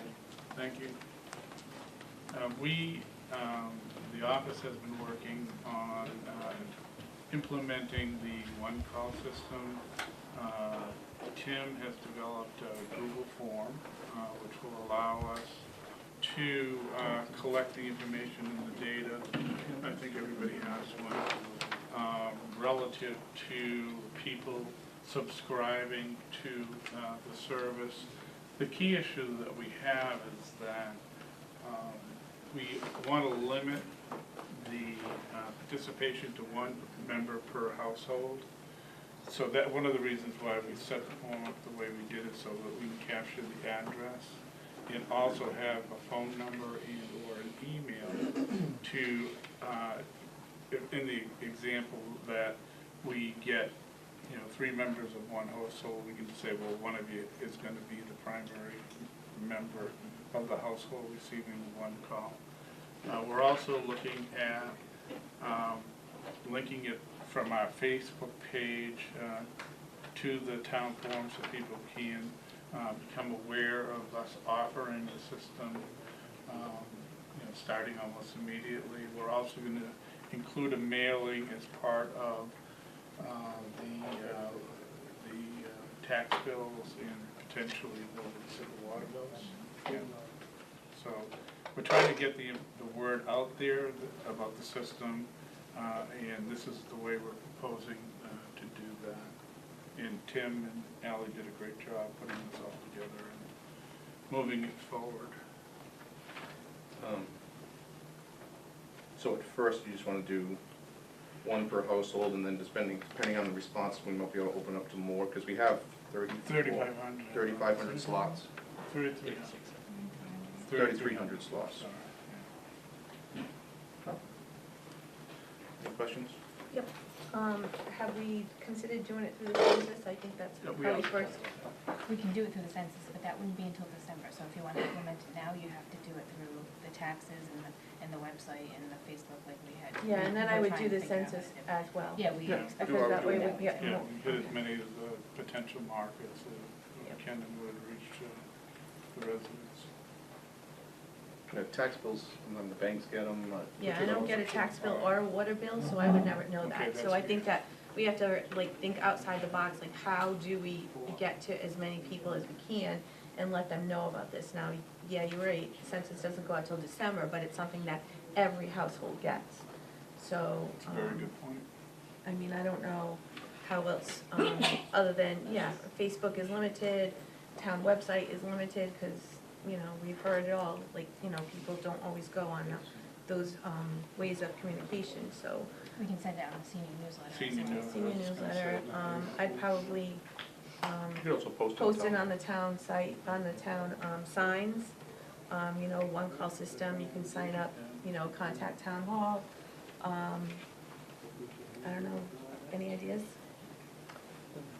Be great for the newspaper to do a little story on how we're implementing the one call There system. you go.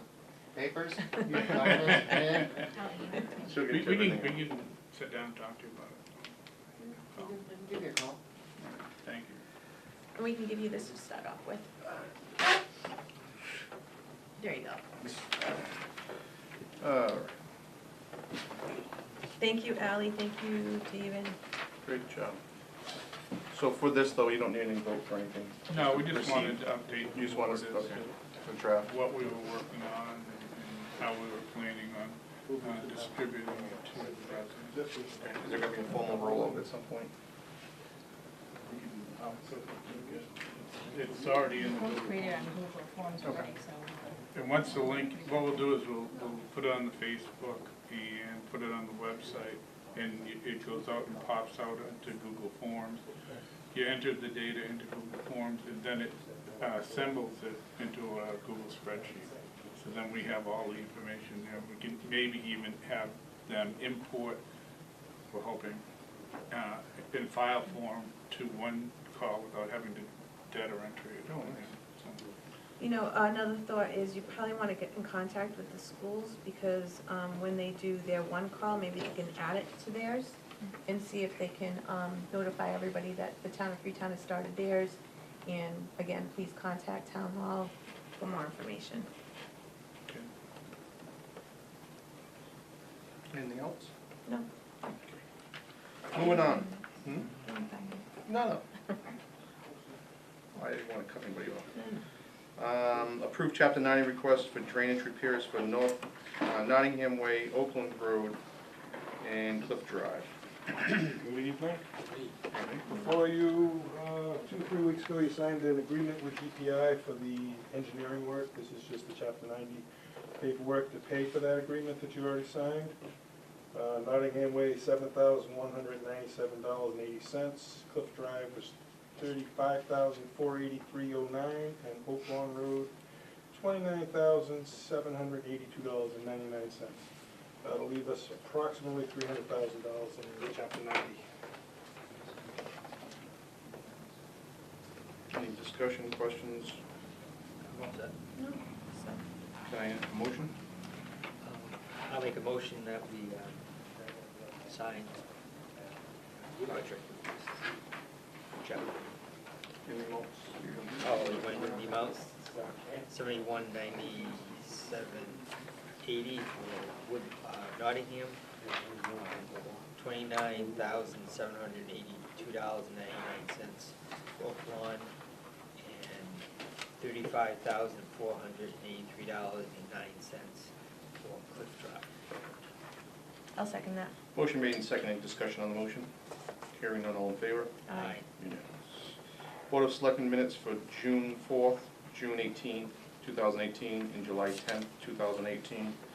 As the board was not at the July 10th, 2018 meeting, it will recuse itself from approving the minutes for that meeting. I'll Any problems or issues with the minutes? make a motion to accept the motion, pardon me, the minutes for the 3 dates. I'll second that. Motion made and seconded to approve the minutes for June 4th, June 18th, and July 10th of 2018. All in favor? Aye. Aye. And I also, except for the July 10th, I will recuse myself from the July 10th.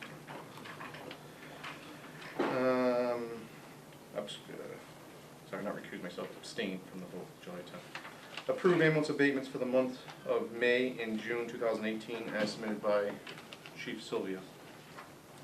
I'll make a motion that we approve the abatements.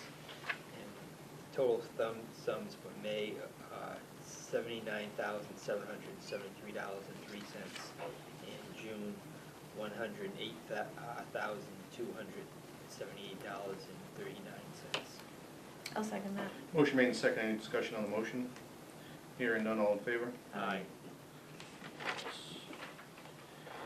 Review and consideration of open meeting law complaint filed by Patrick Higgins on June 18th, 2018, and discussion and proposed response to complaint.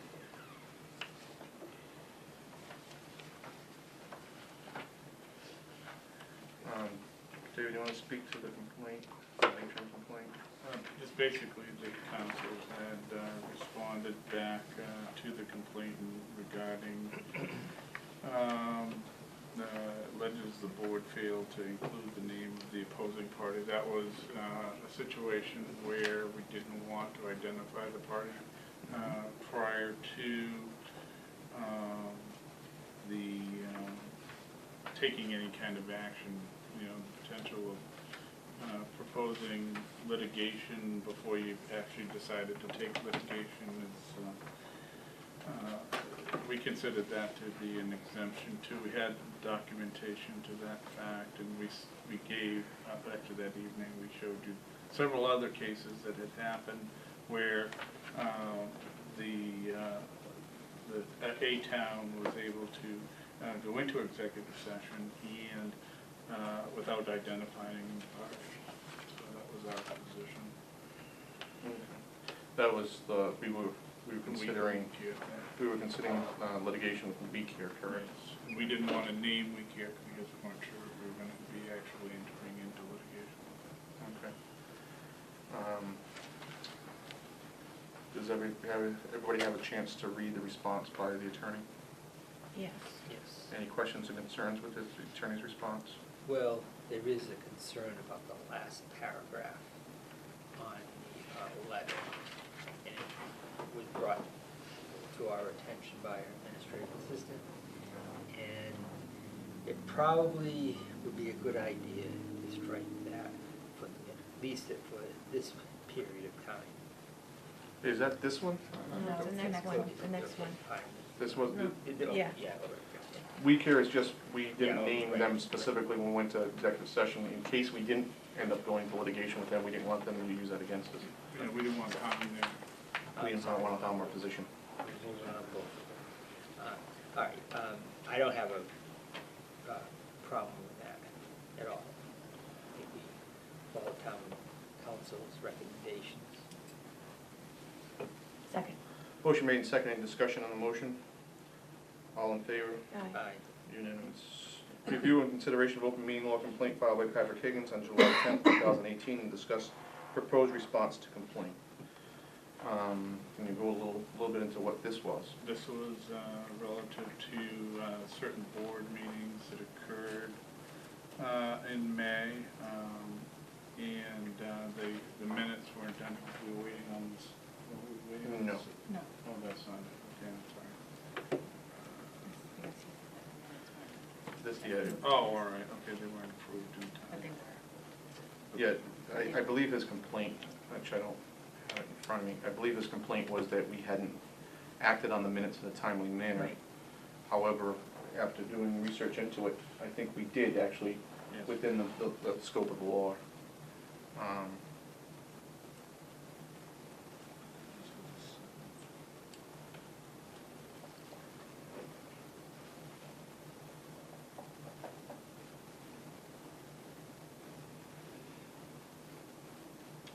All right, any discussion on this response from Attorney Scholastic? Same concern, Yeah, Charles? same concern. Same concern as the last one? Yeah. Okay. Does the board want to strike that response? Sure. Okay, can we have that in a motion? Okay, I'll make the motion that we strike the third paragraph of the letter at this time. That pertains to, It pertains to the issue with the person who is filing any of these complaints. and do you also want to confirm and send the notice to the AG? Sure. Okay, after it's been stricken. I'll second that. Motion made and seconded. Any discussion on that motion? Well, on the issue of minutes in general,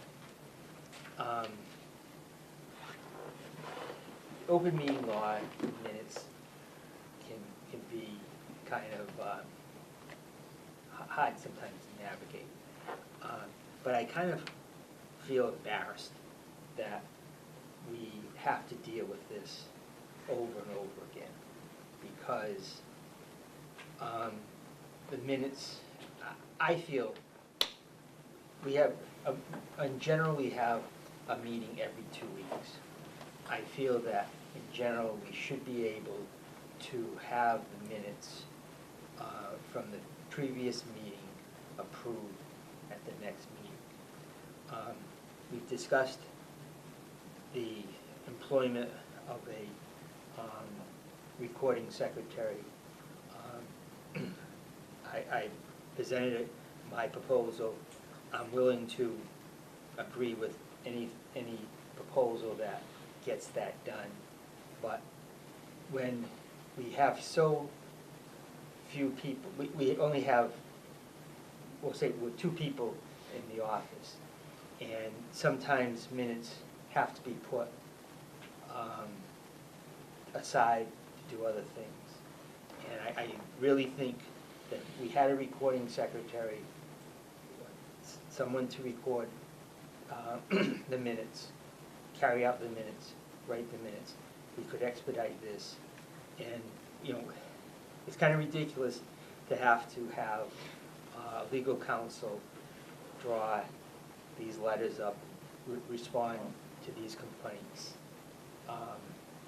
When we have it 2 or 3 times a year. And I think if we had the minutes approved and expedited, then this individual who files these complaints would lose interest and move on at least. And I think we should settle that tonight. That's my feeling. Well, that's not on the agenda, so we can't really settle Well, that. I think it's related to this issue. I really do. It's related to this issue. It's part of this issue, and we should be responding to it. It's ridiculous to have to handle these complaints time and time again. Like I said, the law allows 30 days or 3 meetings. There's no reason why we can't have minutes in 2 weeks. That's my feeling. There was a confluence of events that happened on the first complaint, but most of the complaints made here are unfounded complaints. And I believe just these 2 here, we already had checked the legal standing on whether we have to name the party we were talking about going to litigation with when we entered in executive session, and we already had cited an opinion from our legal counsel. On the second one specifically, this seems to be a baseless, unfounded accusation, so we did do everything we were required to do on those minutes. I know some of them in the past, there was issues whether timeliness was a factor because of, it says 3 meetings or 30 days, whichever is longer, and unfortunately we had like 5 meetings within 2 weeks leading up to a special town meeting. But for these 2, I believe we stand on firm ground. And most of these complaints that have come in, the AG has agreed with us that they're not valid. They're either not valid or unfounded. So, as far as these complaints are concerned, you know, I believe that these complaints are also lacking of merit. Okay, point's well taken, but the fact of the matter is, we continue to have these. We have been advised by the Attorney General that it has been an issue, and I think the best thing to do is to address the root of the issue. And if the minutes are able to be presented in an extremely timely manner, we'll say, before the law even gets close, then we'll be far better off. Oh, I agree. So motion made and seconded. Any further discussion on that motion? All in favor? Aye. Charlie? Aye. Carries unanimous. Approve the letter to Department of Public Utilities as submitted by Town Administrator David DeMonch. Okay, I have begun working with the Mass Area Planning Council, Patrick Roach, regarding implementing the LED streetlights. One of the components of that project involved getting a cost to buy those lights from our provider. This letter makes that formal request to get the information that we need to actually look at how the best way to go about basically framing out the project. In my talks with Patrick, we're looking, probably at about $30,000 in terms of the conversion. However, the payback period is about 3.5 years, and then because of the fact that the sodium vapor lights, they last 3 years, and they're at 60% power, whereas the LEDs are at 80% after 15. we'll begin to see cost savings on the electricity that will continue on in perpetuity. So the intent is to get those, firm up those numbers in terms of getting the information from Eversource as to the street lights themselves, and then building out the whole cost breakout so that we can take a look at making the transition from sodium vapor to LED. On a parallel track, we are, I have been in discussion with a company to conduct energy audits at the town hall and at the Council on Aging and other town buildings. And I have also spoken to Wendy Grassa and her desire to establish a fleet and community committee in the town of Freetown, and some of the ideas that she has are great, and I'd like to have her come in and give a presentation on August 8th on the agenda to talk about some of the ideas that she has regarding making, Freetown more green and ways of saving energy and saving money on energy. What is the cost? So right now, this is just a vote of the board to let you Send look a letter. into it. No, we've been looking into it, it's just we can't do anything until we know how much they're gonna sell the lights to us for. They own all the lights at this point. Once we got that number, then we can work backwards in terms of pricing of the lights themselves. There are a couple of grants that are available, and I talked to Patrick about that. And like I said, I'll be coming back probably, hopefully within a month with a full proposal. All right, as a street light goes out and it's replaced, what does the current owner replace it with? Sodium vapor. Sodium vapor. Those are the old form. They last 3 to 5 years.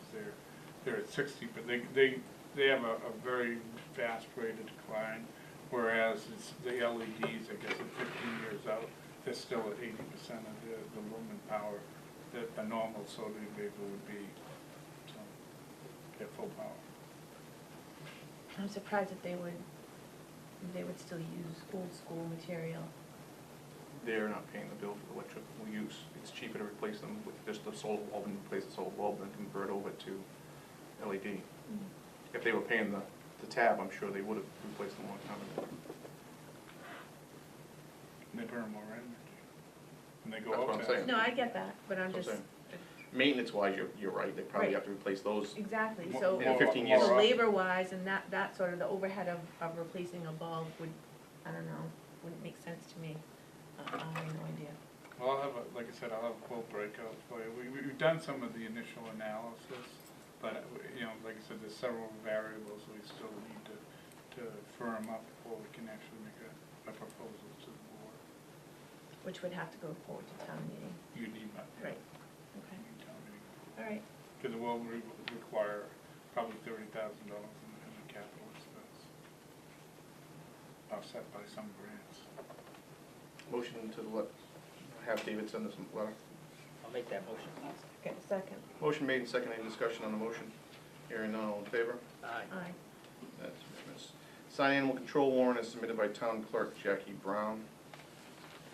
Okay. Oh, yeah, battery died? Yeah, I can share if you want. been here too long.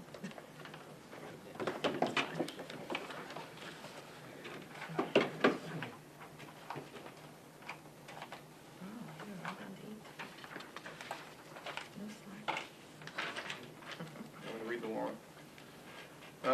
Bristol SS2 Lisa Podolsky, Animal Control Officer of the Town of Freetown, in the name of the Commonwealth of Massachusetts, you are hereby required to proceed forthwith to seek out and catch and confine all dogs within said town not duly licensed, collared, or harnessed and tagged according to the provisions in Chapter 140 of the general laws, and you are further required to make and enter complaint against the owner or keeper of such dog, of every such dog, and to kill or cause to be killed only by the administration of barbiturates in a manner deemed acceptable by the American Veterinary Medical Association guidelines on euthanasia, except by gunshot.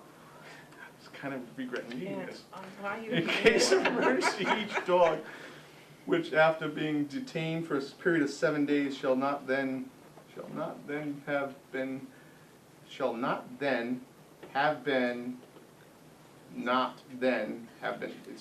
worded double. I'm only reading this as written. Duly licensed, collared or haunted and tagged, except that any dog not found to be diseased may be made available for adoption for not less than $3. And you shall keep an account of such adoption and forthwith pay over the money to the town treasurer. Before delivering any dog so adopted, you shall require the purchaser to show identification to the registrar and procure the license and tag for such dog from the town clerk of the town where the dog is to be kept in accordance with this provision of section 137 and of said chapter 140 of the general laws. So, what do we need, motions to have this sent? And all letters of inquiry should go to the chair of the board of selectmen.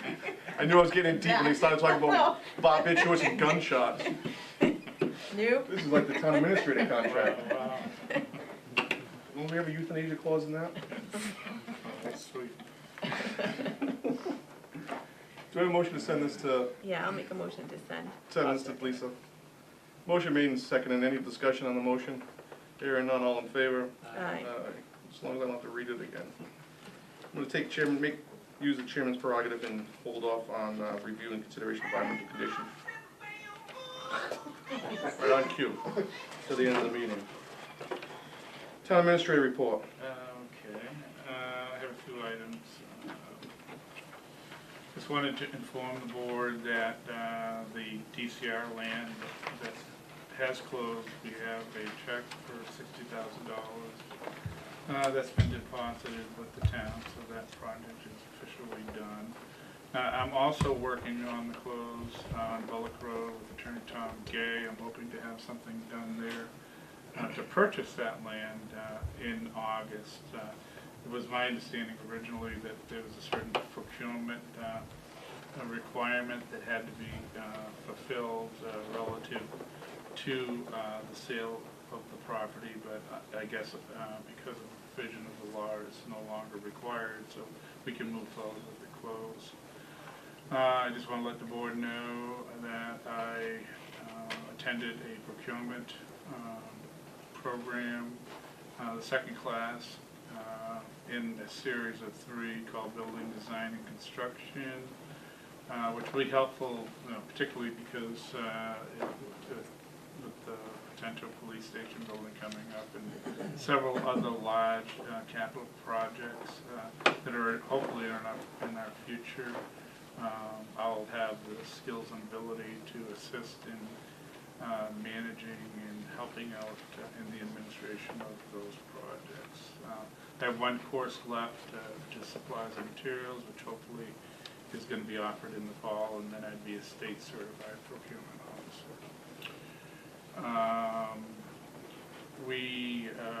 I just wanted to let the board know I'm in discussions with Kiltman and Page regarding the cable contract renewal, and I'm going to be calling a cable advisory committee meeting soon to talk about how we're going to proceed in negotiating our contract with Comcast. Wanted the board to know, if you hadn't noticed when you came into the building, the electric door openers are now complete, and they work. I've been working with Bruce Wilbur to get the COA freezer foundation put in out back so that we can bid that project out in August and September, working with the engineer and the architect on that. South Main Street Bridge project, I'm working with the engineer, hopefully get that project started before the start of school. There's been some issues regarding the material to be used, and at a future meeting we're going to have a discussion about mobilization and how we're going to accomplish the work relative to potentially closing the road on one side or the other when the work is in progress, and having it open on both sides when it's not.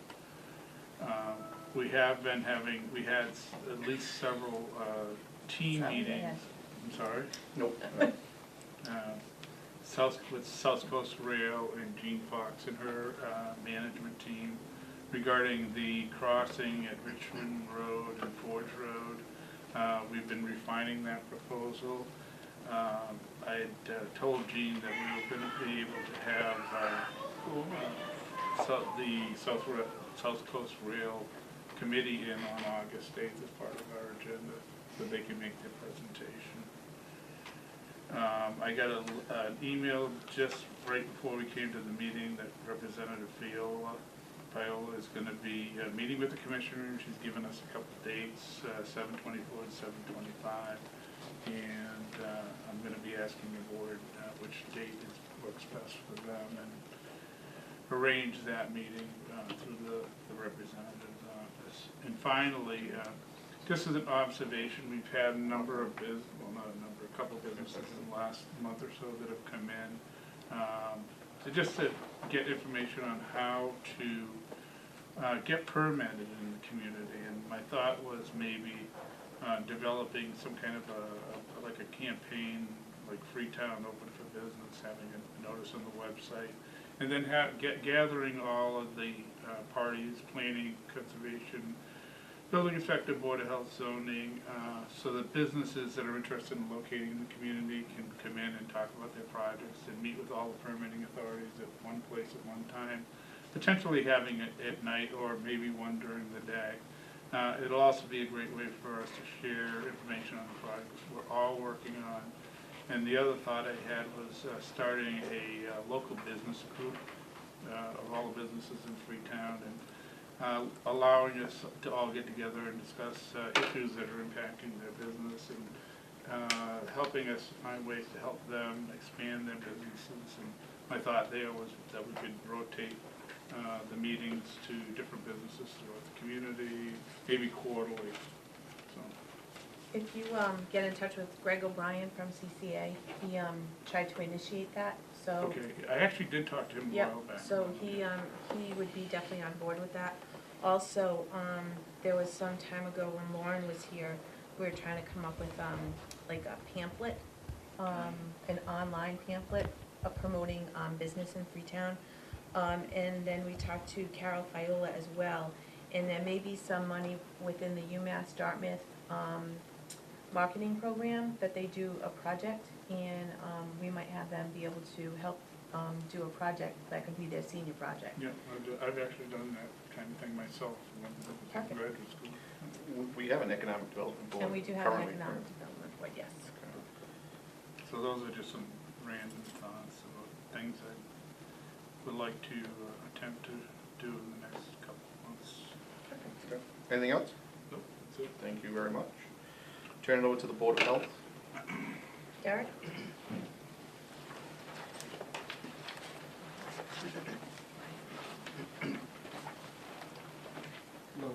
Hello.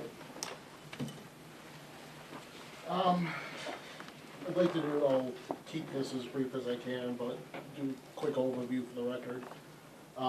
We had met in January, and we had discussed issues that we were having with Republic, and Brian came to that meeting. Brian had only been on for a couple of weeks at that point. We had our discussion. A couple of months later, we had taken a vote that we were not going to renew the contract with Republic. A couple of weeks after that is when WeCare closed. Basically what happens is when Republic collects curbside, the trash is going to Crapo Hill, the recycling was going to WeCare. WeCare just closed. There was no warning, they just closed. So we were basically left with, what do we do with our recycling? Republic never stopped collecting our recycling. Republic still, to this point, has not stopped collecting our recycling. As soon as WeCare closed, I jumped online, I jumped on the phone, I contacted every single stream recycling company in Massachusetts and Rhode Island. Nobody would take us, because the recycling market has gone completely out of whack in the last year. The last year it's really escalated. It's probably even been maybe a year and a half. It's gone from maybe $30 a ton, if not cheaper, to well over $100 a ton. And there's many different factors, the major one being China Sword. What they've deemed as clean recycling is so much lower than what we had deemed clean recycling as a country, that they basically shut off accepting any more recycling. So the recycling at this point is just backing up. Without everything that Republic has done up to this point, I don't know if we'd be able to collect curbside recycling anymore. So that's kind of my major basis of coming forward about maybe reconsidering the option. If we do not reconsider, I don't know what's gonna happen with our recycling. I can't guarantee that they would be able to continue to collect it because we have no place to bring it. If we do talk about the extension, I've been assured that our recycling will be collected and will be getting disposed of properly. That's something even moving forward, if we were to discuss with other companies, let's say that, all right, well, we're still gonna renegotiate with other companies, I don't know what they can do as far as recycling. And we've seen it with what ABC's been going through with their cities and towns. It's really a mess with trash and recycle right now. And ultimately, I fear what could end up happening is recycling is gonna end up getting put with trash, which is gonna end up going back into the landfills, which now we've just regressed 30 years. And the landfills, we don't have that many anymore. Most of them are capped at this point. So the landfills aren't gonna be able to accept this recycling. It's really a catch-22. I think the best thing for us is we have an option.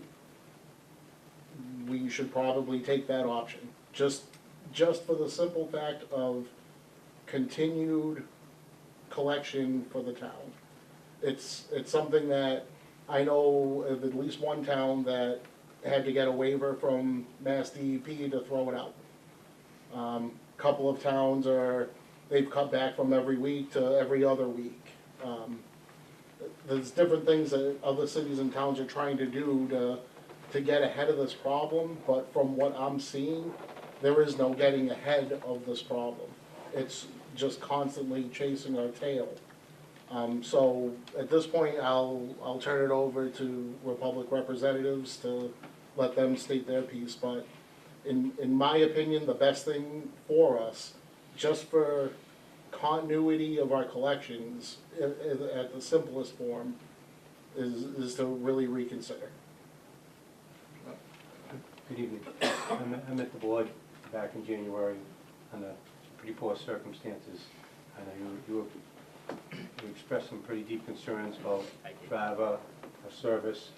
I would say we've done a really good job of cleaning that up. Would it be fair to say? A lot of progress has been made. When we talked in March and we had our discussion, it was marginal increase at that point. And I would say it's continued it hasn't really leveled off at a marginal increase. It's been slowly, steps have been taken to increase the service, to lessen the complaints. My communication with Brian has been pretty easy. I know he's been working hard on his end to try to make it better for us. So I can say that much. So just to give you a little feedback on where we were in January and where we are now. We've actually changed out the driver we had out here. There's some concerns about the driver. Was brought up lack of caring, spillage, things like that. I feel like all those have been corrected. The driver we have out there now has been doing a fantastic job. Eric and I communicate all the time. When he came to me with the issue of weed care, obviously we don't want any new material. We're struggling ourselves. But at the end of the day, we had a contract with you guys. You guys are in trouble. We did whatever we could to mitigate the issues for you guys. I would hope the board will take a look at the body of work over the last couple of months, the fact that we've shown our commitment to you, and will give us the opportunity to continue to work with you long-term, as we continue to try and find long-term solutions. This isn't a simple fix. I go back into the 90s when this happened last time, and the market was significantly smaller. This is bad. Back then, they were supposed to legislate a market to create a true market for recycling, and then China started buying all our products, and that all went away. What the DEP is trying to do in some other entities, it's the equivalent of putting a Band-Aid on a seed and gunshot wound. It's tough. The market's pretty much paralyzed. So it's an absolute struggle for us just to take care of the communities we service, let alone we're not bringing anybody outside into our facilities because we can barely service our own. We are trucking it all the way down to Connecticut, up to Auburn when we can, and we're looking at other places as well, on the North Shore, possibly even farther north. So every day it's a struggle for us to try and get this material taken care of, processed and recycled, because to Derek's point, China said that their margin is 5% contamination. Yet, I'm sorry, 0.5. Your average community is probably 25%, 30. The average community. Single stream is a top product. It isn't like it was when it was dual stream. It was a much cleaner product. This is essentially a lot of it's trash. You'll have people who will throw trash in the bottom and then they'll put the recycling on top. So trying to get the product to a level that's marketable is very, very difficult. And it's not going to be a simple fix of 6 months, a year. It's going to take a while. It's going to take some intervention. And the DEP is now putting out initiatives to try and clean the product. So they'll open up opportunities to different municipalities. They're doing it right now with the city of Brockton, where they'll give you a grant, and it allows you to hire people to go out, and as the drivers identify stops that are rejected, they'll go in, they'll take pictures, they'll educate the customer, because they're trying to find ways to improve our product so it's marketable. Like I said, that's not going to happen overnight. But I really feel as though we've made tremendous strides in addressing the issues you guys had. I would like the opportunity to continue. That really begins and ends with allowing us the opportunity to continue to work for you. And, to follow up on something that Brian said, a couple of the, when he's talking about the numbers in the market and how crippled the market is, I've spoken to other health agents that I know. I've spoken to other people that are in their business that I know, and I've spoken to the DEP. And everybody is very consistent in their wording about where we're at with trash and recycling. It's not like you're getting one story from the DEP and then the hauling company's telling you something else, and everybody has been consistent. The problem is consistent throughout. So what you're hearing from people is consistent. Do you have any questions, Robbie? I do, but I don't know if this is the right forum for them. Right. Personally, I have not had an opportunity to talk to Derek about this, so this is the first time I'm hearing this.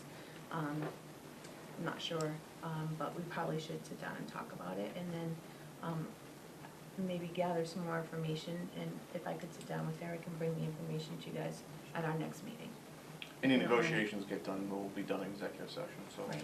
We're not going to negotiate an open session on what we can, what we will and what we won't. I think our first step is probably which direction do we want to go, and if we decide, all right, let's look at the renewal now, that'll take us into the next step, which would be to talk about the renewal. I think we needed to have the discussion, we needed to bring the information forward. I needed to really say where my position on it is on this. They have been, without them, without the work that Brian's done, without Republic, I don't know if we'd be collecting recycling. You need to go through your chair, though, and have your chair, to have that discussion with your chair, and then bring it to the board, then have the chair bring it to the board. So I did it backwards? Kinda. Just it's a learning curve. I'll fix it for next I time. know you will, we'll fix it, we're gonna talk about this. Okay. And we'll go over what we can and can't talk about, Okay. and then we'll know. But I am glad that you guys are all in, I'm glad that you're on the road to recovery. Well, and to me, it shows some dedication, so it's Absolutely. an encouraging sign. This is an encouraging meeting, Right. so. Well, I'm a general manager of Republic at this site, and Can you Brian introduce works for- yourself too, please? Yes, Gail Vanas, general manager of Public Services in Fall River. Thank you. Public Services, and, so we've had some turnover with regards to ops managers, which I think just solidifies potentially the service issues that we've had since Brian's been in place. You know, we created a better partnership with the town to really, work with you folks to get solutions, to this problem that's occurred over the last, say, 9 months, really escalated, so. And unfortunately, you stepped right into the. Oh, yeah. Yeah, you did. Well, brand new, well, baptism by brand new to the fire. industry, No, but brand new to to Republic. the situation. Well, that's Yes. what it was. I've been in business since 1987, so I've been through this before. I know what good looks like. I know nothing fixes overnight. It takes time. I feel like, we are headed in the right direction. There's more work to be done. We had a safety issue that Derek helped us work through to make things so we could eliminate it. So I feel like it's been a real good give and take relationship, and to me, that's a partnership. We're not perfect, you guys aren't perfect. When stuff happens, it's trying to help each other out so we can continue long term. To me, this is the beginning stages, it's not the end. Unfortunately, again, there was mistakes in the past. I'm just hoping you're not gonna hold them against us and give us the opportunity to continue to work, please. So I'll call you first thing in the morning, and you guys will be back on the agenda for the next meeting. Sure. Well, I don't, the next, but a But, future meeting. yeah, Because the next one is like. filling up quite quickly. Yeah, it is, it is. We won't be out of here before But midnight. it will be relatively We soon. got a lot to do still. Yeah, I know. All right, Okay. thank you so much. Thank you so much. Thank you. Thank you. Thank you. I need my cell phone. My cell phone number? Oh, okay. Any questions? Feel free to call me direct. It's on recycled paper. It is. Thank you. Okay, let me just grab my stuff.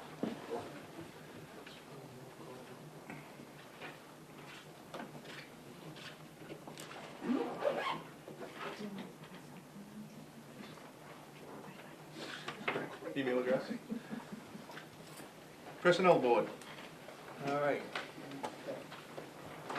First up, we have a letter from Laura Ramsden, who is a Freetown Lakeville Regional School Committee person who is requesting that we appoint her a special municipal employee. Her letter was in the packet. Really want me to read it, or? No. No. We can Well, I have questions, so go ahead. So with that, So I think on our side of things, the Freetown regional members they are special municipal employees. This isn't gonna absolve her from conflict of interest. No, she still said that she had to file her own. Because Yeah. a direct relation, husband, wife, and he's directly involved in services being provided to the school, that's a conflict of interest. I don't know if this is the remedy she's seeking is gonna help with that.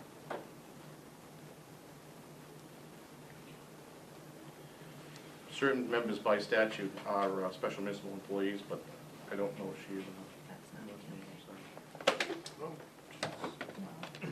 Things around there. Yeah, I didn't know if she was going through a third party, or if she was, not her, if her husband worked for a third party, or if it was directly. Can I speak to it? Yes. Yeah. The husband is a direct vendor with the school district, so she signs off on warrants, and she wants to make that known, but in order for her to be a special municipal employee, you have to make the entire board a special municipal Right. employee, which they're not. They are in Lakeville, though. They're not in Freetown. But they were. Oh, I checked. Freetown School Committee, not Freetown Lakeville, not the region, Yeah. just Maybe the regular. before. Yep. We regionalized. And she still would have to file a 23B3, knows but that. I don't know if a 23B3 is only for relation that is not conflict of interest relation, not husband, wife, mother, father, brother, sister, son, daughter, This is how the Ethics Commission told her to to go. proceed. Proceed. From Yeah. my understanding, what special municipal employee is for is not the board that you deal with. So, for example, on the planning board, if a member was on an engineer on the planning board, he still wouldn't be able to approach the planning board and present items to the planning board, but he would be able to other boards. He would be able to go to the zoning board of appeal, boards he doesn't actively sit on. Because it would still be a direct conflict of interest if he presented in front of the board he actually sits on. So, like I said, I don't know if this is gonna get her the remedy she's hoping for, because her husband, which is, Does tutoring, right? he's a CEO for a CEO company that for does tutoring. tutoring. Okay, I'll give you a minute. That's, I'm just showing you this paper. But that's what it was. Yeah. Looked like it. I don't know what that is. I mean, she can try it, I mean, the school committee is the one that's gonna have to live with it after that. As far as going through, their attorney. They're gonna have to go through Attorney Long. Yeah, they're gonna have to, Yeah. So, do we want to make any kind of motion on this? Do I hear any kind of motion? but it's the board, it's not this person, so you're doing it for the entire board. All I right. don't So know. really, we're kind of going to have to address it Well, as the entire board. right. Correct, you can't do one person. So does the whole board want to be special municipal employees? I guess that would be my question. That's how it came in the past, the whole board requests it from the Request board of it. selectmen. There So- are already special municipal employees in Lakeville, so I wouldn't see why they wouldn't wanna be in Freetown, but yeah, I can Make it ask formal. them. We can make it You inquire. can- And then yeah. we can change the agenda for the next one to actually be for the board, if that's what they wanna do. Well then, but here again, now, it's a region, right? So now the Freetown members would have to become special municipal employees in Lakeville. They I are, think they, Even, so the Freetown members are approved in Lakeville, just not in, really? and the, I That's think really weird. I think when we vote, it's for all members. Correct. Right. It's both towns. That's not how that letter states, No, though. no, she's asking All for right, herself. so specifically. can we get clarification and just make sure that we're asking for the entire board, not just the entire Lakeville portion of it, but the entire Freetown Lakeville board? I know you are. All right, perfect, thank you. Just have them send us something requesting it. The next, So- I'm sorry, Charlie, we're not gonna take any action on this, No. okay? the next item is a memo from, Town Clerk Jackie Brown in relation to a number of appointees that basically did not get sworn in this year. And I don't exactly know from the memo. Must be those people right Right, there. yeah, exactly. But I don't know what exactly she is asking us to do. In the past, we just notified them that they had to be sworn in annually. And if they don't wanna be part of that committee or Right. board anymore, to give a letter of resignation. That why I have some of these circles. I have some questions about whether people would want to be, so I guess. That's well, probably why they didn't come in to be sworn in. right. Now, I see a couple of names that appear to be active. Mhm. But, so should we take a motion on that? I'll make a motion, we send letters to the people on the list, advising them that they have to be sworn in annually, that they did not get sworn in for last year, so it needs to be done retroactively, and, once the appointment's made this year, they'll have to be sworn in again this year. I'll second that. Okay, motion made and seconded, any discussion? No. Hearing none, all in favor? Aye. Motion passes. The next is a list of town employees that will be appointed. So basically, we're just gonna be. This was on file with the town clerk's office, right? Right. And can you look at that list and just make sure that the temporary, building inspector is also, listed as a temporary ZBA? Yes, I actually did call Joe and asked him if he would be willing to serve in that capacity, and he said he would have no problem doing that. All right, so we just have to add that to the list. It's not currently it's on, not- it's currently under just building inspector / alternate, comma alternate, so we wanna include that as, I'll make that as a motion to approve, all members listed on file with the town clerk's office for the fiscal year 2019, and add to that, the temporary building agent, Joe Bisco, also be temporary zoning enforcement officer.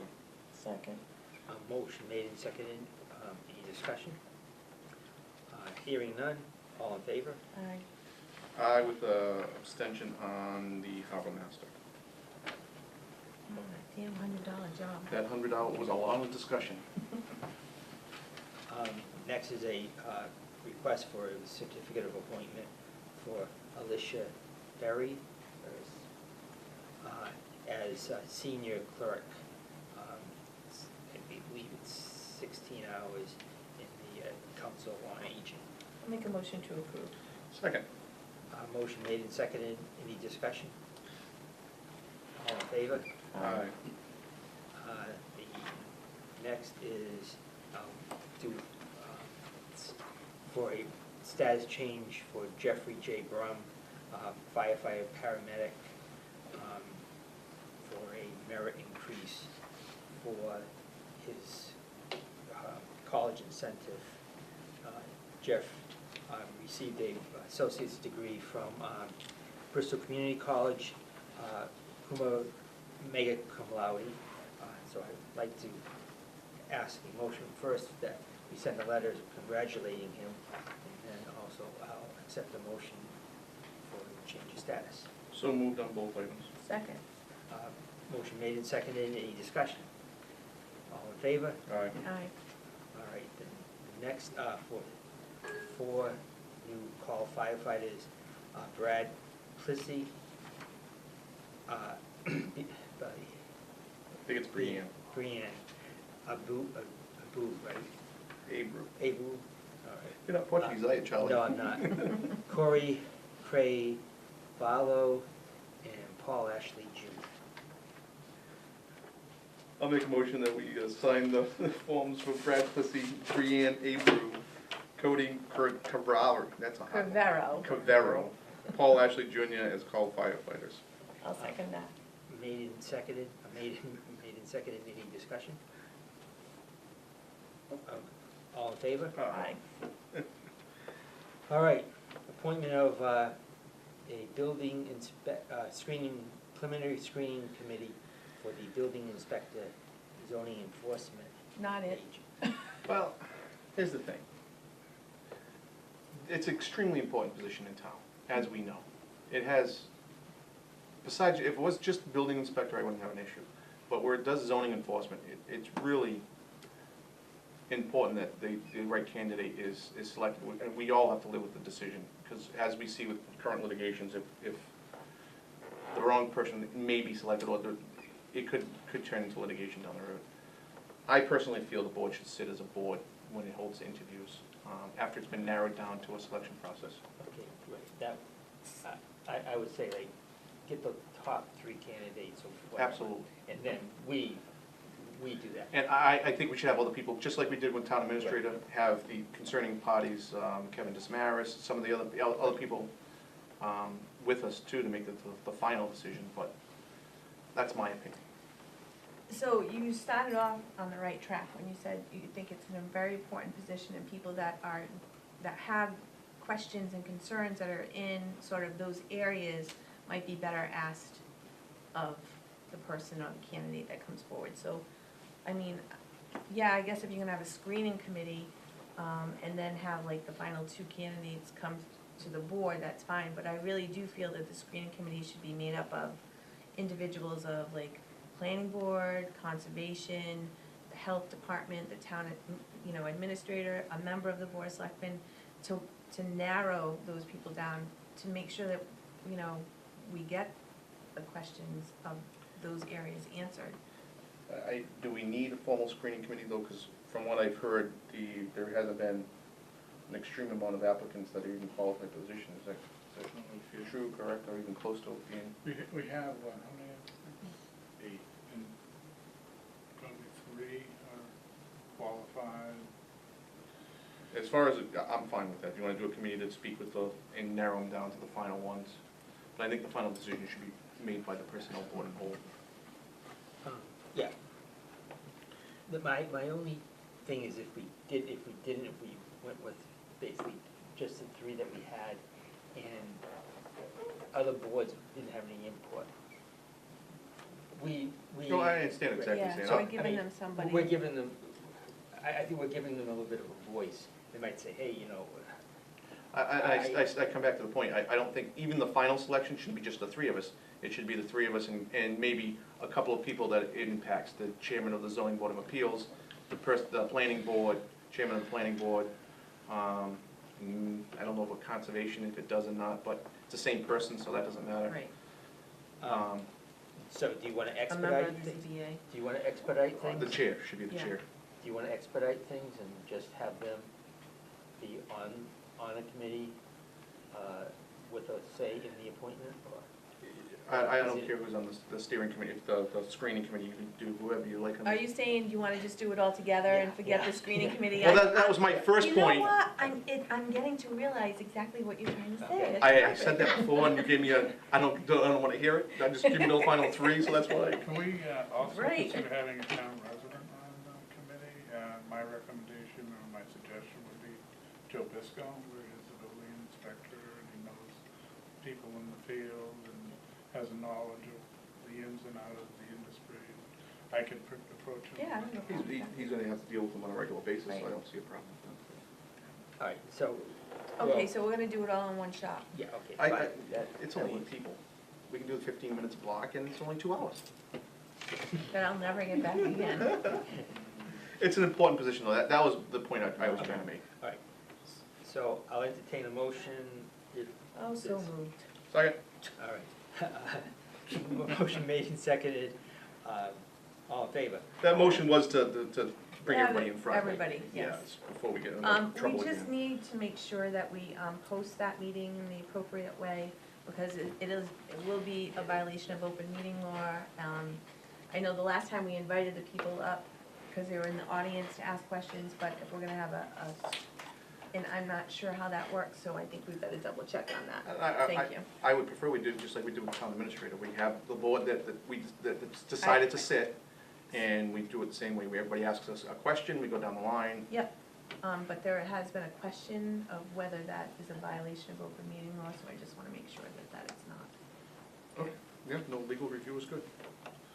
Okay, the last item is sign agreement between the town of Freetown and Freetown Police Association and Officer Thomas Long in relation to his K-9 officer duties. Has Joe Bear reviewed that, or is this new? This is the same one submitted This is before. the This same is- one that was submitted before. So has, And in all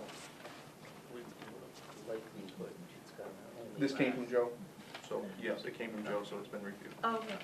All right, so. I'll make a Yeah, motion to like sign it's as only submitted. last- I'll make a motion to sign as submitted. Second. Motion made and seconded, all in favor? Aye. Aye. So moved. Last one, right? Okay, new business is dates for upcoming Board of Selectmen's meetings. These are provisional dates, obviously, Monday, August 6th, Monday, August 20th, September 4th, September 17th, October 1st, and October 15th. Lastly, on the agenda was held over, review and consideration of environmental conditions at DPW, Department of Public Works facility, and possible retention of consultant. You don't like that word, Easy for you to say. consultant. Consult? Who, what, where, why? This was asked to be on the agenda.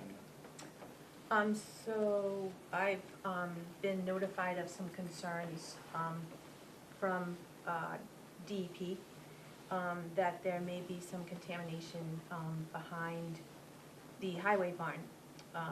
So I don't know, and that's why I put it on the agenda to talk about and to find out, how we go about, because if DEP comes down here and we don't notify them of these concerns that we might have, then we're gonna be penalized. And if we don't get them addressed, we will be fined. So we need to figure out, is there contamination back there? If so, what is it? And then how do we take care of it? So, What's the issue? What contamination? um, There's a pile of street sweepings, there's a pile of catch basin stuff that can or cannot, depending on who you talk to, can be considered hazardous material. We're sitting on it until the fall, when, after we're done with our street sweeping, I was gonna put it out to bid to have that material hauled to Crapo Hill. We can't haul it as a town, it has to be a certified hauler. You're probably looking at about $150,000 to remove the material that we have currently and the material that we will have. That's that. So all the other years, what have we done with it?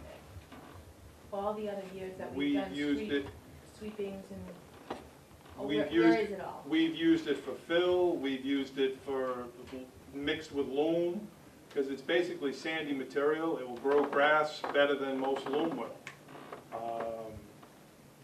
It's just sitting there. We've used it for cover material. It was used for fill when we built the fire station. It was used for fill when we built the Central Park. It's been used forever. For years, when we swept, whoever wanted street sweepings in their yard, we just dropped it off at their yard. There was never an issue, never has been an issue. It's, I don't want to bring up fly ash, but it's kind of that same thing. The issue is that there's a pile of material there. We dive into it occasionally if we need fill for something.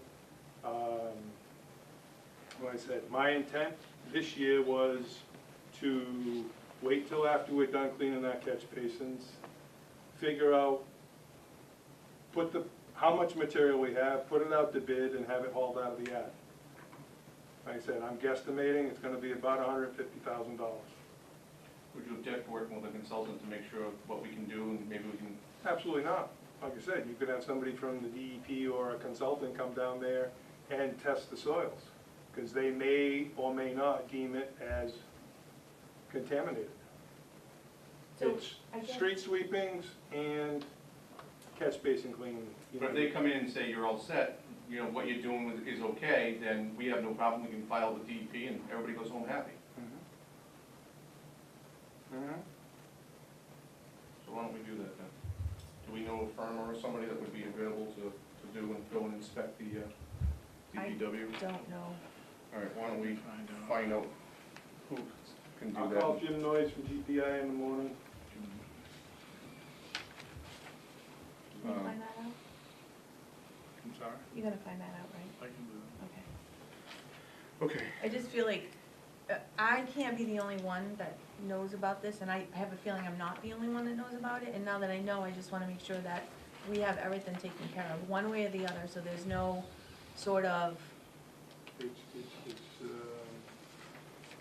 I know, the We're not regulation. doing anything malicious, for years, we just try to save the town money, we use the material as fill wherever we can. Like I said, it's gonna be a pretty big nut. Well, is it gonna be even big or not? I don't think so. I honestly, most communities do the same as what we're doing. And that's what the consultant should be able to say. You should be able to come in and say, yep, you're doing everything consistent with other communities, and Absolutely. if that's the case, great, we don't have to worry about any of that stuff. If he says, no, you can't do that, you gotta do it the way you just laid out before, I mean, then that would be the something different. majority of what's there is, majority of it is street sweeping. It's sand, pine needles, dirt, boom, stuff. There's no, nuclear waste, there's no toxic things in it. It is what it is. Okay. So we'll get the consultant to go down and look at that, and Yeah, we'll figure we'll something know out. one way or the other. Okay. Anything else? All right, executive session. You have anything else to add? Merry Christmas. Thank you. Charlie, anything? Nope. Is that it, Lisa? And you have anything? Okay. We can now go into the executive session, Mass General Law, Chapter 30A, Section 21A3, to discuss strategy with respect to collective bargaining with Town Hall, Library, Highway Union, Freetown Firefighters Union, Signal Operators, and Freetown Police Union, because an open meeting law may have a detrimental effect on the bargaining position of the public body, and this chair does so declare. Mass General Law, Chapter 30A, Section 21A3, to discuss strategy with respect to litigation if an open meeting may have a detrimental effect on litigation positions of the public body, and this chair does so declare. Excel Recycling LLC versus Town of Freetown. We will not be returning into open session. And Mr. Sullivan, will you be staying for both or just the one? Just the one. And you Just will the be first leaving one, and I'll for be the leaving Excel? for Excel. Very good. Can I have a, Second. that is a motion, Oh. can I have a motion? I'll make the motion. Second. Motion made and seconded, discussion on the motion, hearing none, all in favor? Aye. Poll members, Mr. Sullivan, Aye. Ms. Pacheco, Yes. Mr. Joes, yes, we are in executive session.